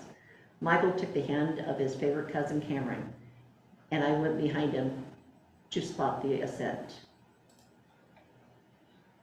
His cousin Cameron was about climbing the cliff to take another jump and casually asked Michael if he wanted to go up. Second guessing if this was an acceptable risk. I mean, you do have to jump once you get up there. There wasn't any way of you crawling back down. I glanced over at beaming Mom, whose encouraging eyes didn't cause me to delay this endeavor. We reached the top. As I looked down the cliff, it looked different. It suddenly looked giant, dangerous, and impossible. I had jumped this cliff a million times. I could jump off it like I would a curb. It wasn't any big deal at that moment. Again, with big eyes, looked at Mom to make sure I wasn't taking it too far. Was he ready? Was he going to enjoy it? Would he be scared? I was scared. This was new for me. My brother up on a cliff, doing what I did with my peers, his peers. This was new and an unfamiliar territory. I wasn't sure what to make of anything. Then it becomes a blur. The next thing I know, I'm finger locked with Michael's right hand, and his left hand is in the care of his cousin. And on the count of 3, we jumped, just like that, with no time to think. I saw my brother's feet take flight. My grip tightened fast onto his hands. I wasn't letting my brother go. We jumped. On Michael's demand, he wanted to. He was ready. He had watched us time and time again. He was ready. Summer after summer, he watched his cousins, friends, and sister jump. He knew what he was supposed to do, he wanted to do, but most importantly, he had permission and felt acceptance. So that was one of those times of having everything right, everything in place, and giving him the dignity of risk for him to literally take flight. The rest of the story, interestingly enough, is after they jumped, he popped up and he went right back up and crawled up that rock again. And my nephew, his cousin, said, "All right, dude, you want to do it again?" And he pulled his arm away and he said, "I do it myself." I was like, oh my God. I've got pictures of him because it was just amazing. But like I said, it was the opportunity that everything, we have tried it over and over again. We had everything in place. We didn't stop with, it's like, well, he's not going to do this, but it was the right time, the right place, the right opportunity. When, I always say, when all the moons aligned and all the stars aligned and he was ready to do it. And he had all the communication supports that he needed. He was wearing everything he needed. We didn't have to do anything. It was when he was ready, he was ready to go. So I need a little help from you guys right now. Though I don't have the document ready, I just want you to take a little bit of time. I'm taking, like I had mentioned before, a class on universal design from learning, and want to improve this course by using some universal design strategies. Before we move forward, I would like you to complete a survey, but I don't want you to complete a survey because I didn't get it done. That was my bad. But I would like you to think of other ways, and if you would, either in the chat, write down, or for you that are here in front of me, just write down that I would like to feel, how can I make this a more, a better training opportunity that's conducive to your learning styles. Because that's the idea is, and actually one of the things that I should have done, and I'm going to be starting to do, is PowerPoint actually has a, if you go through Office 365, has a way to make sure that all the things that I'm talking about is basically closed captioned. So that's one of the ways that I would like to be able to make sure that I have things to make it more accessible to people that sometimes have difficulty with voice tones, with different things that make it difficult for a person to learn. So if you would just take, and all I'm asking is a minute, just maybe give an idea of how could I make this a better way of presenting information to you so that you're able to learn more effectively. And this isn't a test, it's just, Maybe if the room wasn't so bright, then I could hear the lights. So I have my earplugs in. Yeah. So Malia said, basically, the room is bright. And now that you said that, I can hear the lights. I can hear the lights as well. And actually, when we came in here, I told Nancy, I said, let's open up the blinds so I can see outside, because I get claustrophobic. So that's kind of one of those things that, for me, that's important.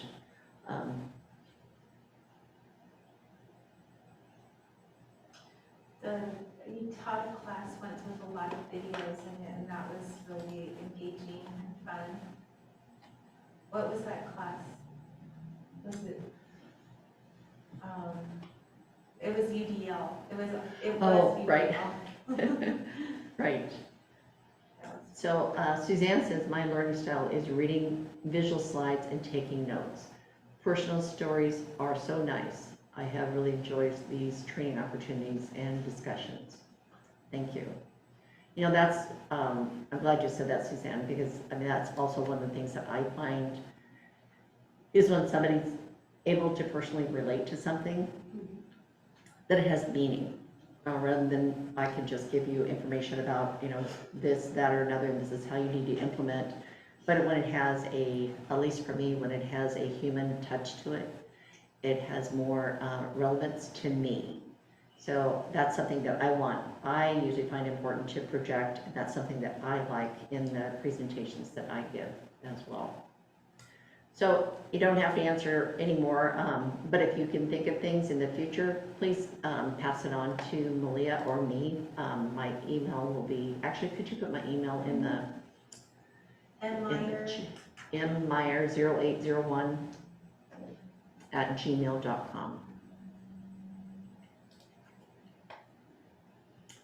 So how many of you use supported decision-making properties?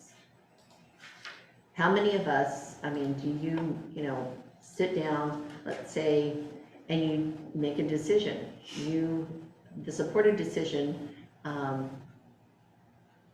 is that, let's say, for instance, you're doing a project. I'm going to ask Malia, what do you think about this? How do you think, but it's going to be my decision, but I'm actually asking for support for other people. That's something that we do, at least I do, on a regular basis. I mean, I can do research, but I also want to get other people's opinions. Supported decision-making, one of the things that we talk about when it comes to people who have autism and an intellectual disability is oftentimes they are not given the opportunity to make decisions, that decisions are made for them. So supported decision-making, and again, this all goes back to executive function, is helping the person understand what are the concepts that I need to understand to make an educated decision. So supported decision-making allows people with disabilities to make choices about their own lives with support from a team of people. People with disabilities choose people that they know and trust to be part of their support network to help with decision-making. Is that what, I mean, like what I just explained, is that something that we all do, is just kind of tap into other people that have the same interest or have our best interest in mind? So supported decision-making is an alternative to, say, guardianship. Guardians make decisions for a person with a disability. However, supported decision-making allows the person with the disability to make his or her own decision instead of having someone make it for them. Supported decision-making promotes self-determination, control, autonomy. It fosters independence. Now, and I'm also going to put in there, my son, I do have a guardianship for my son, but I also provide him supported decision-making. I'm not going to say, well, Michael's going to do this. I'm going to ask Michael and give him information so that there is dignity of risk. There is an opportunity for him to understand what is the outcome of a decision that he's going to make, so that, which is what our role of a guardian is to do that, to provide that information, rather than just saying, that's the way it is, that's just what it's going to happen, and we're not going to have that person have an opportunity to make decisions. And that's really, decisions is all about understanding what's the outcome and how my decision, how is it going to affect me. Supported decision-making, excuse me, again, is that it empowers people with disabilities, helps make choices, help from other people, supports and advisors, explores options, understands the options, knows the risks and benefits of the options, offers recommendations without coercion, helps make a choice, have the help of supporters to carry out that choice. These are all related to executive function, is that supported decision-making, having choices, making choices that are going to be beneficial or supportive of the person, so that we're not, so that person is building skills and character. So here's the power of choice, and I think I gave you the example of the Hot Wheels or the Match car. That's one of the power and choice. It's not compliance, but relationship, comprehension, and trust through joint attention activities. And the Hot Wheel cars is one. The one on the bottom right was an opportunity. Again, having a person, this lady, got to the point where it was like, we can't take her anywhere. Because if we take her anywhere, she will grab whatever coffee she possibly can. Matter of fact, she dove over the counter at Target, they had that coffee shop, I think it was Starbucks, dove over so that she could grab the pot of coffee, or the thermos of coffee. And of course, they said she can't come here again. We can't take her anywhere. She's absolutely out of her mind about that coffee. And so they asked me, could you come in, because it was actually in regards, the residential provider said, we're not taking her anywhere. The job coach said, I need help. So I went, and I said, well, let me do some exploration. Obviously she has a high interest in coffee. So, and here again is giving her, they anticipated everything that she was to do or wanted to do. They never gave her the opportunity to express it herself. So they would say, well, she likes to sit in the back seat. You need to roll the window down just a little bit because she really likes that air in her face, and she wants to listen to her favorite country western music if you're going to go for a drive. And she sits in the back seat on the opposite, on the passenger side. And I'm like, all right, that's great. Does she have options? I mean, that's, again, it's like, well, we need to have options. So using a process of, pivotal response, I gave her the opportunity to make choices. Would you like to sit on this side or on the other side? I mean, the look on her face was like, what? Like, you're asking me? And she sat on the same place, and we went through the whole process. And I had a visual for her where we're going to go, and where do you suspect we went for our first visit? We went to Starbucks, but I provided her with a visual of what we're going to be doing. Where are we going? What are we going to do? How long are we going to be there? When are we going to leave? And then what are we going to do when I get home? And I gave her that list. When we got into the Starbucks store, I also gave her a list of, we're going to wait in line. We're going to have one coffee.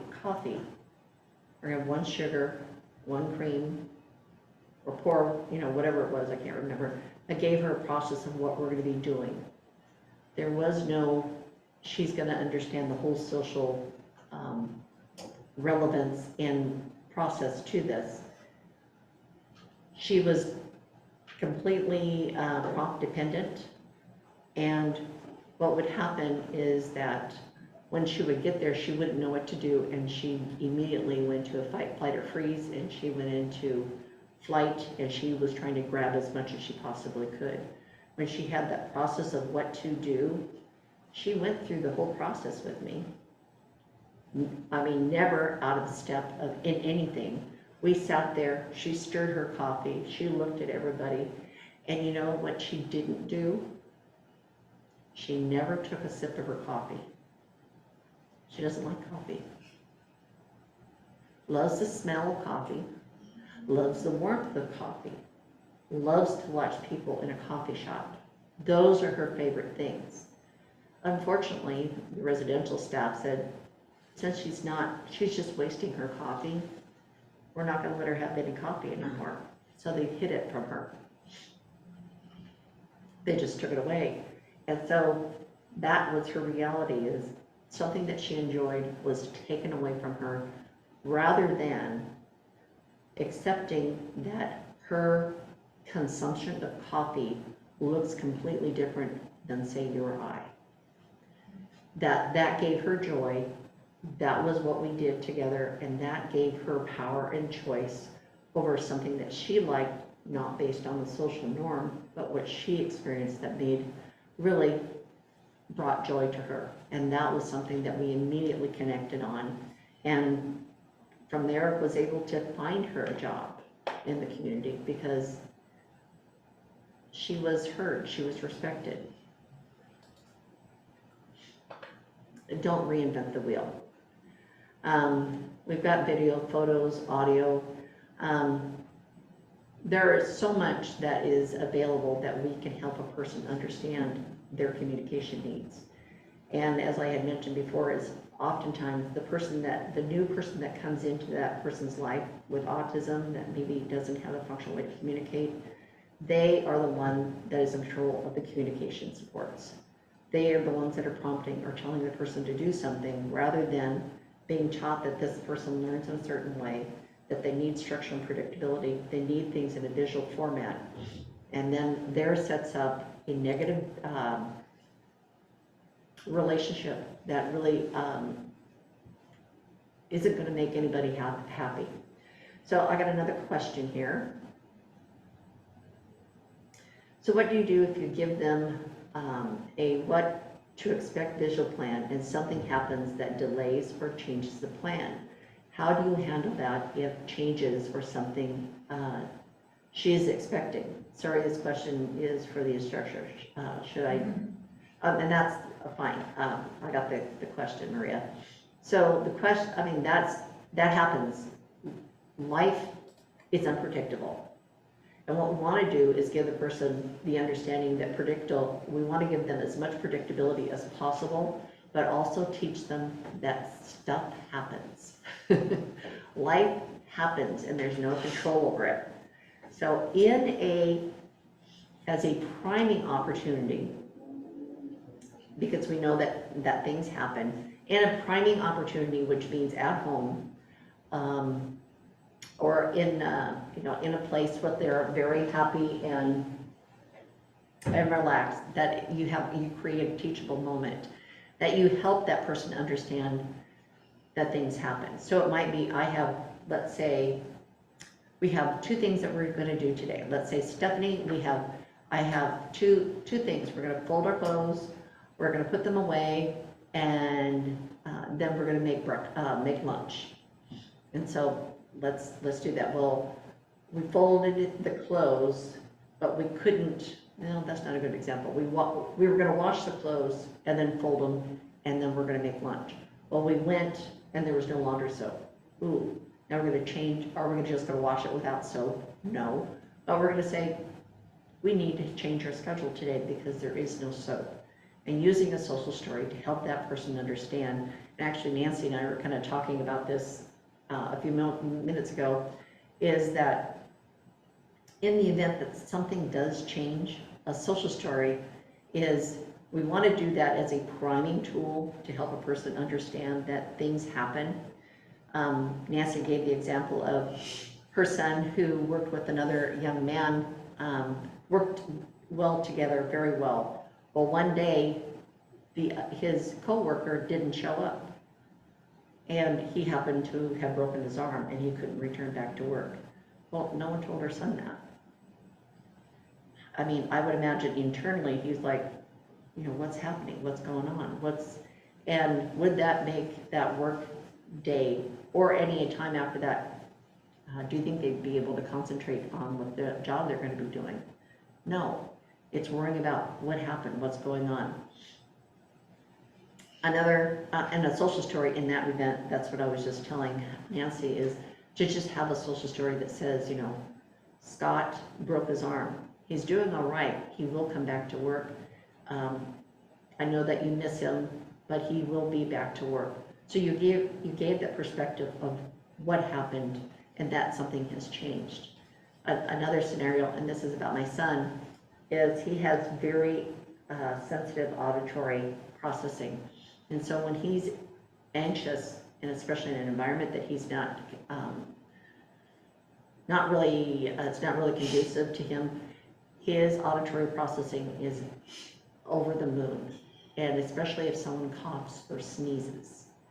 And so before I go into a situation, I know that there are some certain things that will trigger him into aggression, that I make sure he's got a social story. And so going into, I remember this time going into a restaurant, and as I'm sniffling, it was about this time of year, and I knew that there were going to be people that might be coughing or sneezing, and I even said, Michael, we're going to go in, everybody's hungry, even if they're sick, they are still going to be hungry and need to eat their breakfast. They may cough or sneeze. After they eat their breakfast, they're going to go home, they're going to get better, and then we're going to be able to make our choice and leave. And so sure enough, we go into the restaurant. I could hear people coughing and sneezing, and I could just see Michael getting a little upset or disturbed. And I said, well, is it time for us to go, or do you want to stay? And he said, let's go. So he gets up, and I'm kind of gathering stuff, and I'm going to go pay for it. And this man steps in between us, and out of the blue, I see him pull out this big handkerchief, and he's just welling up for a big one, and I'm like, oh my gosh. And he sneezes, and I just thought, what am I going to do? Michael turns around and goes, you go home and get well. I was like, yes. I was like, and thank God he was entry. I told him, I said, you either go to the car or you come to me. He went to the car, got in. That, I could not have, I anticipated what could go wrong. I gave him support. So in the event that something went wrong, he would know what to do or how to do it. And that, that's what really social stories do, is really gives that person that information of the what ifs, what if. And that, what I was referring to earlier today is, we need to prepare for the what ifs, because we have folks that as that dyadic impairment of, they need structure and predictability, they have restrictive repertoire behaviors. We need to make sure we have the what ifs built in. I hope that helps you. There are a lot of other tools to use. One of the things that I would do with Michael is I would, when he was at school, actually his teacher would put a question mark on his schedule. And the question mark, he would be like, what is that? And it was like, I don't know, we'll have to wait. And so we took that supported risk, we weighted the dignity of risk, that we weighted, and we gave him short opportunities to get to that change, that there's going to be a change, so that he understood that sometimes there are changes and it's going to look different.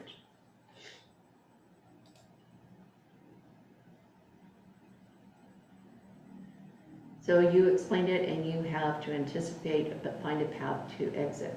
Teach him to say, I need to go, versus having a meltdown. Exactly. What a great story and example. Oh, thank you, Maria. Yeah.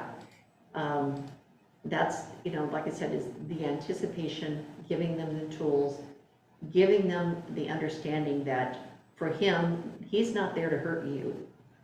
He's sick and he needs to eat his breakfast too. And he got it. And he knew how to help himself get out of that situation. So lest we forget, functional communication, concepts to teach, executive function, visual supports, learning modalities, social stories, and social thinking. Make sure I'm on time here. I could go on and on and on, as some of you have known that have gone to my trainings before. So communication concepts and supports, that respect, dignity, and functional communication. Who's going to be with me today? We have situations where, let's say in school or even at work, we have people that come and go in the lives of people with autism and intellectual disabilities. They are constantly fluctuating, and we get into the process of staffing rather than we need a relationship with this person. So one of the things is to make sure that we have an understanding of who's going to be there, what we're going to be doing, what days am I going to be working, what days I'm not going to be working. And then we can also build in, like I said, the unexpected. What happens if Ryan is sick? Well, then, Timothy's going to come in, and he will be that other person. And I'll get to what that might look like here in just a second. And this would be it. So communication and concepts is, who's going to be with me? What are the expectations? so this is something that I have and I've developed for my son. He's in supported living, although Michael's the only one that lives there. He has staff 24/7, but he has 3 different staff, and he has 2 sets of 3 that come Sunday, Monday, Tuesday, Thursday, and then there's a different staff that is Friday, Saturday, and Sunday. And within that, sometimes they interchange because they change their schedule or they have something else, you know, like Tanya, could you work for Joel this week or whatever? So I mean, that is something that his son, that is very difficult for Michael to wrap his head around. So that what I have done is, you know, he needs to have, before he goes to bed, who's going to be there tomorrow. But there's always, you know, the opportunity that Joel might call and say, I'm sick. And so that's what happened just the other day, and it was one of his staff, Violet. She called in, and he was expecting Violet to be there, and I gave a social story. You know, Violet is sick. The Brooke's going to come in until Violet can be, until she can get well, and she's going to come back, and she'll be able to support you again. But in the meantime, we're going to have Brooke. And he was like, great. He knew the situation. I didn't just say, you know, oh, Brooke's going to come, Violet's not going to be here, because that wasn't enough for him, and nor should it be. We should give the expectation of why this person isn't going to be here, and that we can provide that information in a way. For instance, you know, just putting the pictures up, I might say, I actually have a standby portion of his communication board that has people who are on standby. So in the event that somebody's sick, these people are on standby and we can put them there. So he gets that concept that is just like, oh, well, somebody else is going to step in. I know they will be back, and it helps them provide what are the expectations, and then when somebody is there, we also know, you know, when Tanya's here in the morning, these are the things that I do. When Joel's here in the afternoon, these are the things that I do. When Connie's here in the evening, these are the other things that can happen. So it gives him a clear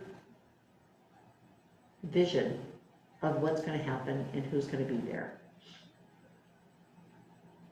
So what am I doing now or today? You've got your job, I've got choices too.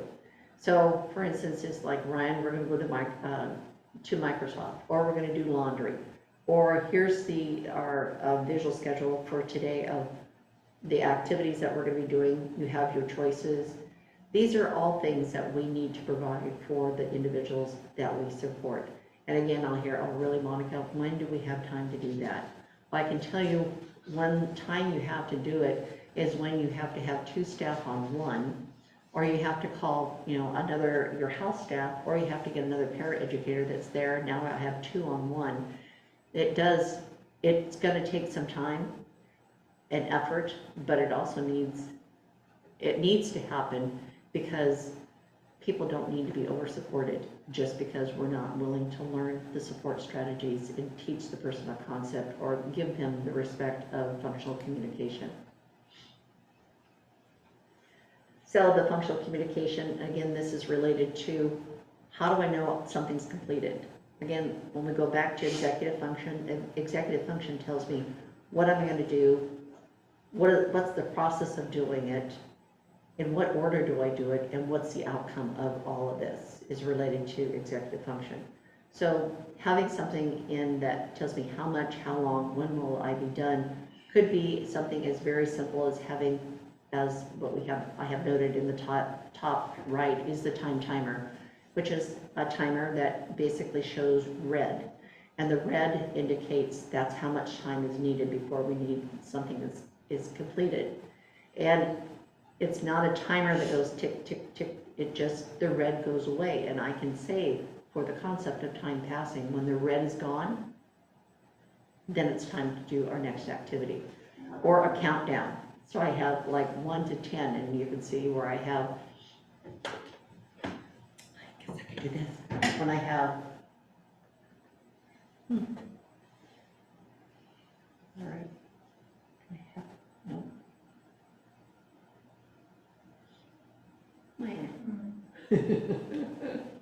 Eee. I know it did. What the? Turn it off. I'll turn it off. Maybe it needs a new battery. Oh, there we go. So I would close one window, then 9, 8, 7, 6, 5, 4, 3, 2, 1. That's got to give that person the concept of how many more. Have you ever gone to or even watched any sort of exercise videos, online? It's like, all right, keep going. We've only got 5 more, 4 more, 3 more. Why does that count? Why does that matter?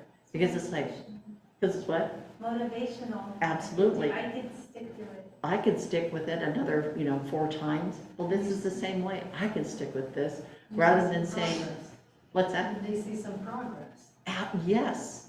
It's sort of like you or I, we check off our, our to-do list. Oh, I got that done. Oh, I got that done. Or it's just like, look at all the progress I made in this amount of time. This is something that is very useful for each person. It also tells the person how much longer am I going to do this. So it could be, we've got 3 baskets of laundry. When these are empty, we are finished.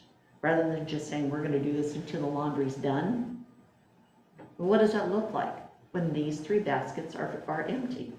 Or I had a young lady who worked in a physical therapy office, and she actually does their laundry for the physical therapist. She goes and collects from the physical therapy rooms either the towels or whatever that they use, along with patient gowns, and she washes those.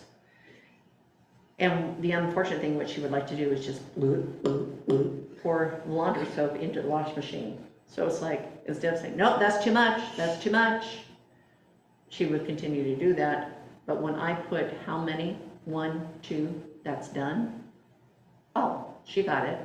She understood that because she had a visual representation of how much do I need to put in that? And having somebody say, oh, remember, only 2 pushes, no, that's not going to work, because again, in that situation, in that environment, her ability to recall that executive function is gone. How many times have we gone, and I always give this example, how many times have we gone to the airport and you're waiting in the TSA line and you've got all the things and you're like, oh gosh, it's only about an hour before the flight until we're ready to board. How many times do you look at your ticket? I can tell you, I have to have it in my hand, because it's like, for heaven's sakes, can I not remember what gate and at what time? Because I'm like, was it gate 16A? Or, and I'm trying to make these mental memory things, like it's like Apple Sweet 16, trying to remember things, and it's not there, because when we get into that fight or flight, our executive function is gone. And we the blood goes out of our brain into our extremities, and we're either going to fight or flight or freeze. And oftentimes, if we don't have something to recall, to be able to look at, we're going to, we won't be able to complete what we're supposed to. We won't go to the right gate. Again, I have the Post-it notes, again, telling the countdown, explaining how many sprays did we put on a window. This was not a painted window. I actually put painter's tape and just did 1, 2, 3, 4, took the painter's tape off and washed it. Same thing with, shredding paper. Instead of just saying, I need all this box shredded. Like, I know that that this person we're going to shred, probably, 1,000 pieces of paper, which is 2 reams of paper, in a 2-hour period of time. I'm going to put chunks in there. So if this is this half hour, the next half hour, that's also going to help the paper shredder kind of cool down. And it all goes back to kind of the Starbucks analogy. If you've ever gone into Starbucks, they use lean production practices, which means they put supports in on the front end, rather than waiting for someone to go, now how many pumps do you put in a vanilla latte? It saves time, and the outcome is going to be, when you get your cup of coffee that you ordered, it's gonna be the right thing, because it says it right on the side of the cup. And the barista could pick it up because it says, oh, it's vanilla. It says, you know, it wants an extra pump, it wants, you know, one extra shot. Because without that visual, then, again, I kind of harken back to the game telephone, if you ever played that as a child. You know, it starts off with one thing, like raspberry, by the time it's done, it's, you know, a piece of chocolate. It loses, you know, everything that you meant it to be at the beginning, and it loses its identity by the end. So giving visual representation, and that goes with the same thing for training. When we're training somebody, again, just talking with Nancy, it's like, without, you know, somebody that's continually advocating for these supports, they oftentimes wane. They oftentimes get forgotten. Yes? What is the computer program used to find all these little images? Oh, that's Board Maker. Pardon? Board Maker? Board Maker. Yes. Board Maker is a software program. Is it like a PEX? Yeah. Okay. Yep. There is a cost to it. They have an online version or they have a downloaded version. The other thing that you could use is just as simple as using flip art. I mean, it's, you know, whatever you can find. Some of this I've actually modified, like the oxygen, the pulse ox. I've actually just had the finger and I put a blue square on the end of it, so it. Yeah. Yeah, yeah, have your finger breathe. But Ben's fund could pay for information, that kind of software too, so. Yeah. So Ben's fund is like $1,000 that you could grant for equipment and technology. Did you put that in the Yeah. chat? All right. So I have spoken about social stories. And again, this is helping a person who really needs the understanding of the concepts or understanding of the perspective from another person's point of view, or that something has changed and it helps that person understand why it has changed. But the social story basically identifies the description, the perspective, the directive, and the affirmation of the situation. So here are the do's and don'ts of a social story. We do keep it simple. We choose one social situation per story. You don't want to blend, you know, 3 or 4 different concepts into one. Choose something that is difficult for a student or a child for them to understand. Write it in the child's perspective, so that, so you're going to say, if you're writing it for Malia, it's going to be Malia likes to blah. So it's going to be a first person. Keep it positive. A social story is not a list of rules. A social story is helping a person understand the concepts or perspectives. Keep it positive, like I said, include pictures to illustrate the words. Read the story at a teachable moment. We want to help the person, like I said, I use it as a priming tool. I anticipate that there is going to be something, because if I know what an antecedent could be, I'm going to put a social story in place to help that person be able to self-regulate in that situation. Provide repeated exposure to the story. Just because you have provided to the person once doesn't mean that they're not going to need it every time. Because again, when we get into a certain fight, flight, or freeze, our executive function goes where? To our extremities. We're not going to be able to recall.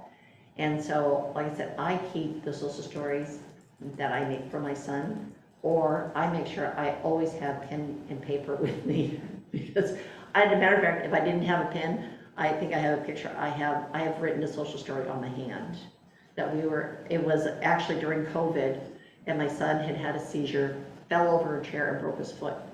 So I like swooped in, and I'm like, oh dear Lord, I don't have his social story to give him, you know, what we need to do and why we need to do it, etc.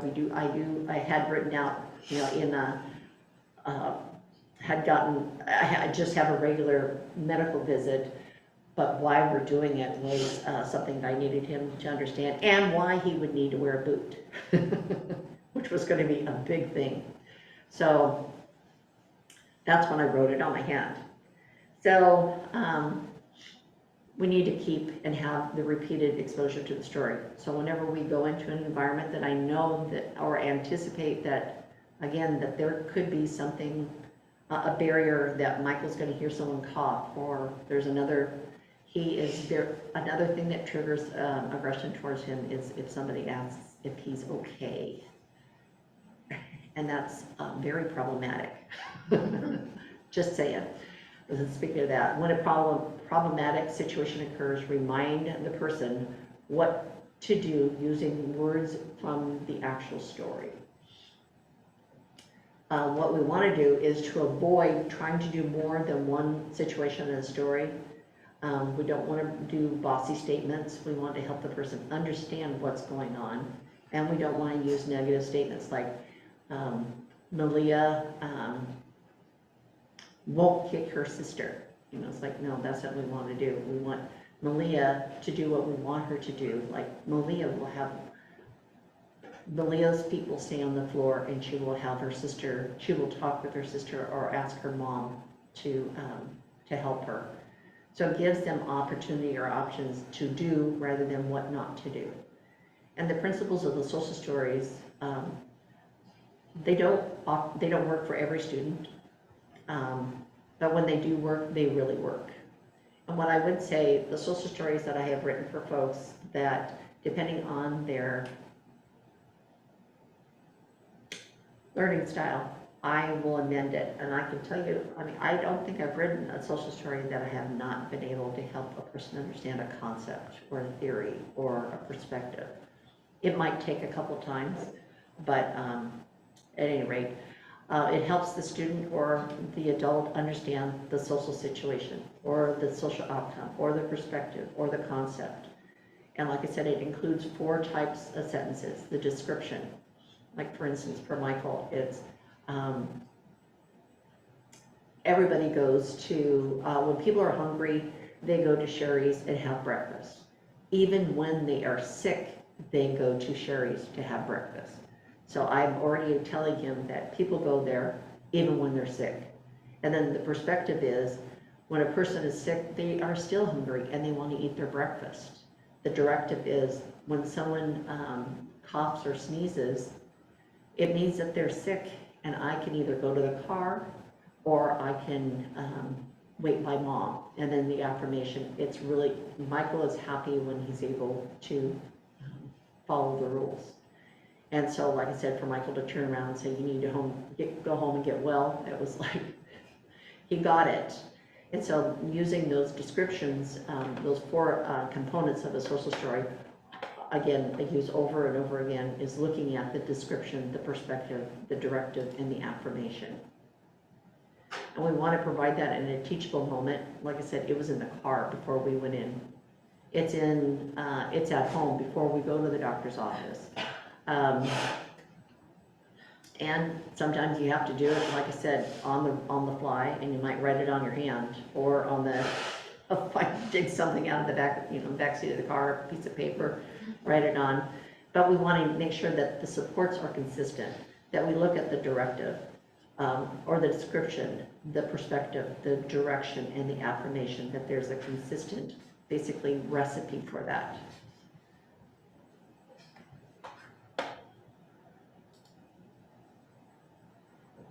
And this, this kind of goes with what you were saying, Nancy. One of the things that happens a lot, not only happens with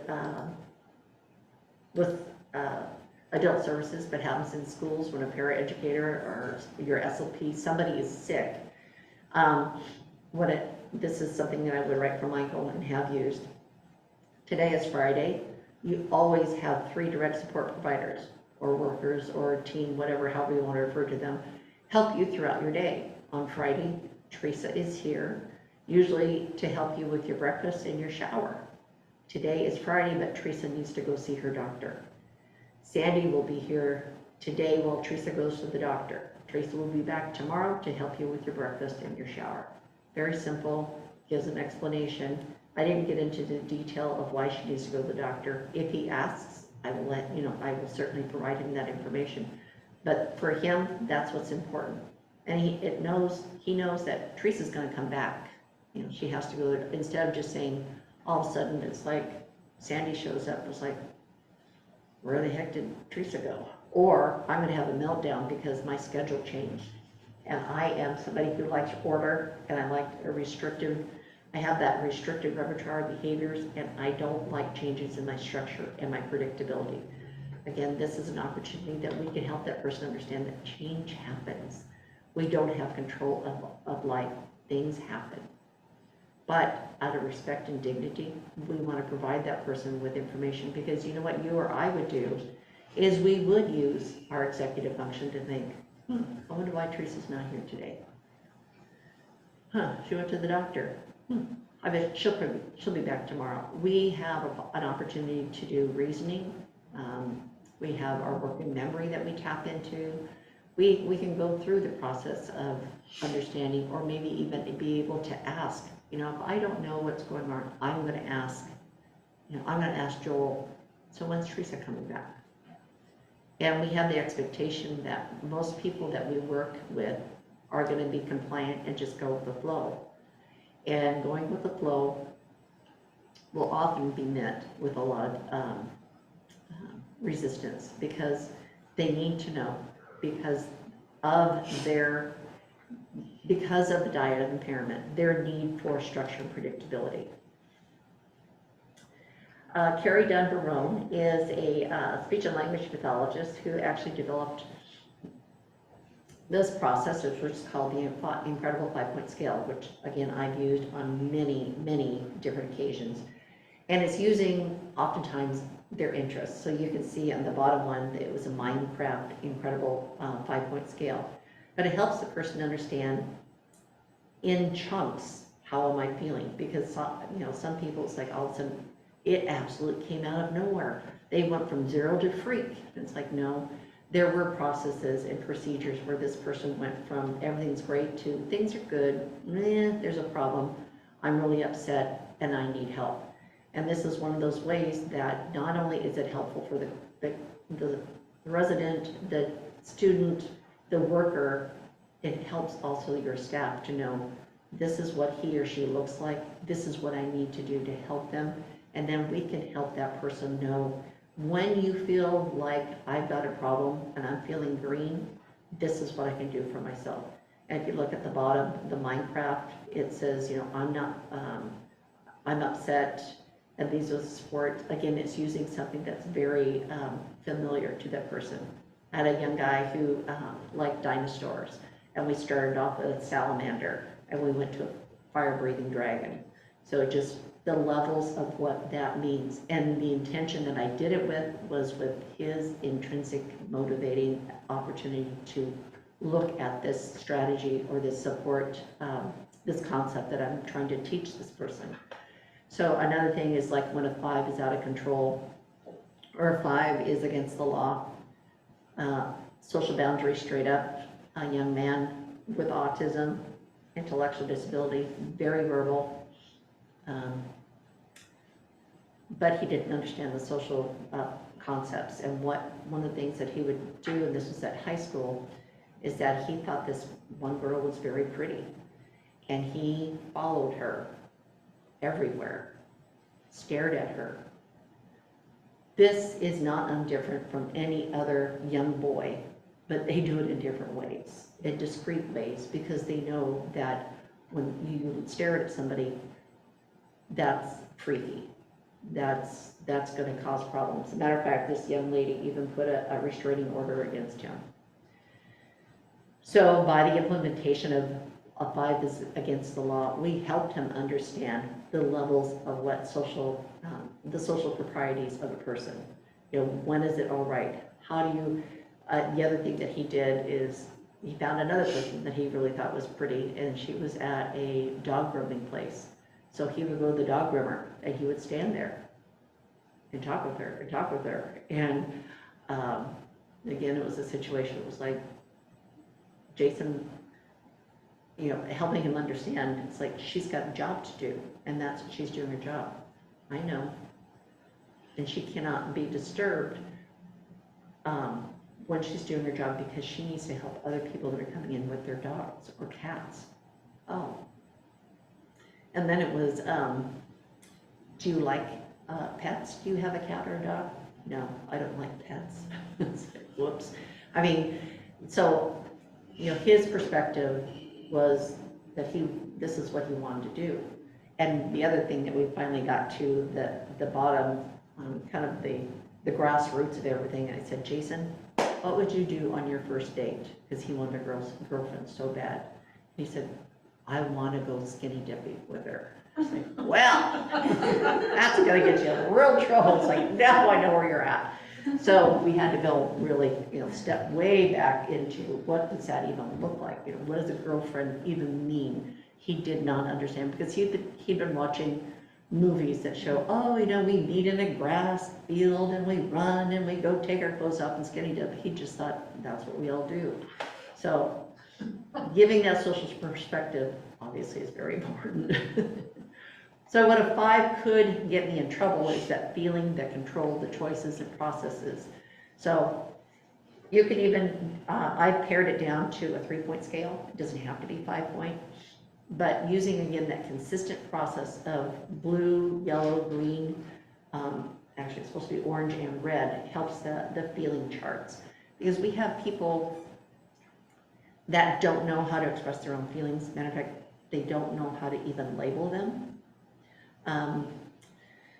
And so helping a person understand that is a good way of having a feeling chart for that person, because again, we sometimes go about our business without understanding the repercussions that this person is, that they're feeling really sad because I don't have my coworker. They're feeling really sad because Tracy's not here for work. I feel really sad. And matter of fact, when somebody, I've written, I don't know how many social stories when a grandparent has died. How do you teach a person the concept of death, or of, their, perhaps their religious understanding of, I'm going to see them again. When?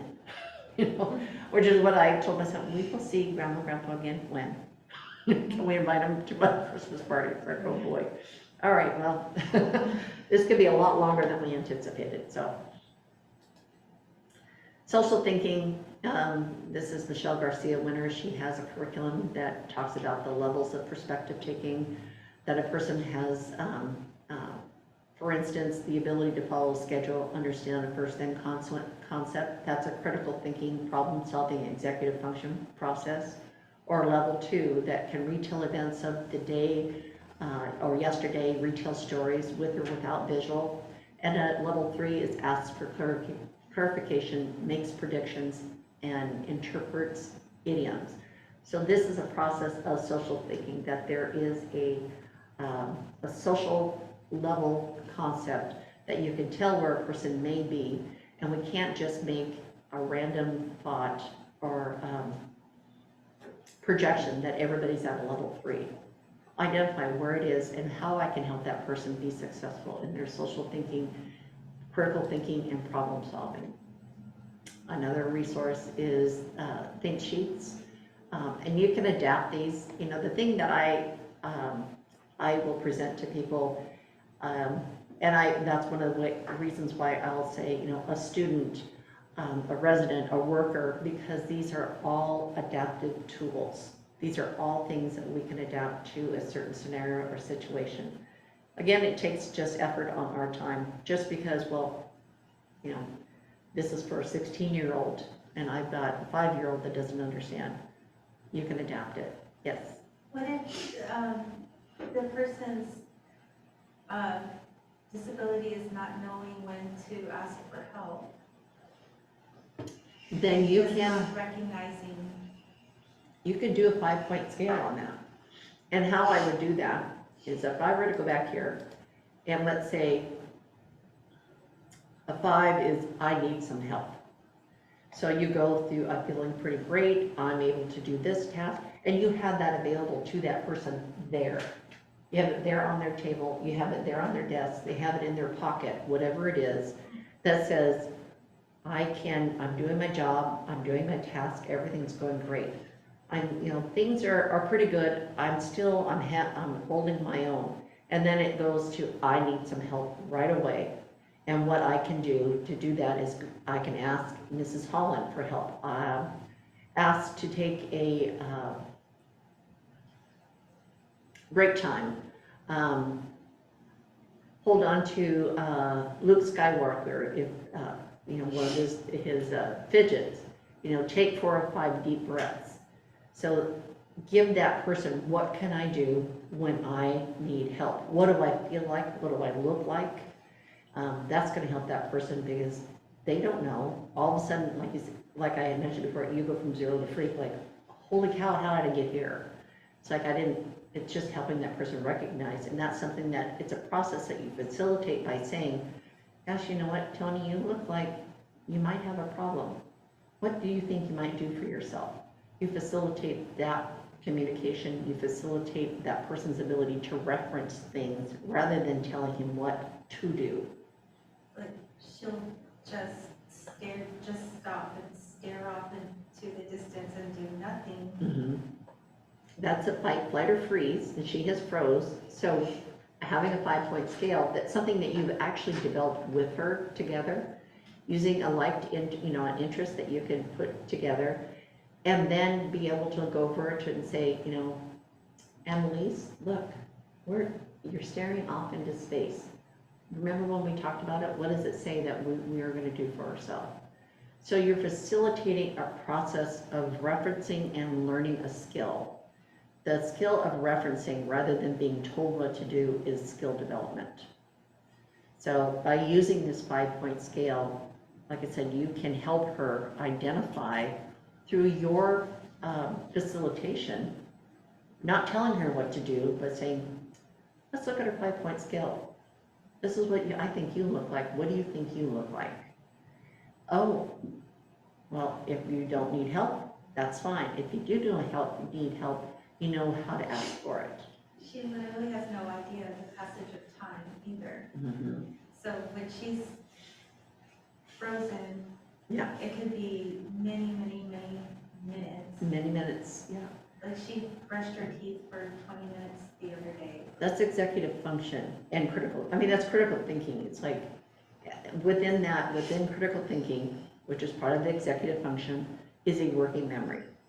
And your working memory says, oh, all I have to do is I brush top, bottom, sides, rinse and repeat. If a person gets stuck, you need to have a visual. The timer turns off at 2 minutes, and I just kept hearing her turn on. And I'm like, what is going on? But does she know what to do next? Maybe that was it. She was. When the buzzer goes off, this is what you do next. And it needs to be, Michael's visuals are on the mirror in the bathroom. This is the steps. When he knows that he's done, he actually has a red, yellow, and green light. And so when it goes to red, he knows he's finished, and it says check schedule. So then he goes out and checks his schedule. Okay. So it tells him what to do. All right, we're almost 4 o'clock. Oh. I think I'm almost done. Like I said, all right, we're going to do the critical thinking. Technology is at our fingertips. That's the great thing. We have visuals, we have iPhones, iPads, we have picture montages, we have applications. We need to build skill, capacity, sustainability, assessment, data collection, responsibility, answerability, train staff to know where your customer is in the whole understanding of the scheme of education and concepts. And that the interesting thing is people with autism have scattered skills that it almost looks like their skill aptitudes look like an EKG. They might have really high reading aptitude and no comprehension. They might have, letter recognition, but no math aptitude. So there are ways that we can adapt to those. And it says, do not omit the subtleties and nuances. We want to capture all information that we can. Ta-da! Man, I did it! Almost right on the button. Good job. All right. So, as I said before, that in the chat that Malia has provided you with a handout to this, this training. She's also put my email in there. You will also see on the last page is my website. If you're looking for other training, there are some, I have several on universal design for learning and visual supports that you can tap into at no cost. And I appreciate you participating. It was I could talk about this forever, so. Would you say it's one of your special interests? Yes. That's it. It's intrinsically motivating. So thank you all. And thank you all for staying here. Until we see each other again. I'm gonna just put the link to the YouTube in the chat, and then we can shut it down. All righty. Okay. Ready? All right. So here we go. We are finished. Again, Wait, thank you. okay. And the chat saved? Chat is saved. Yes, it should be. We're all good.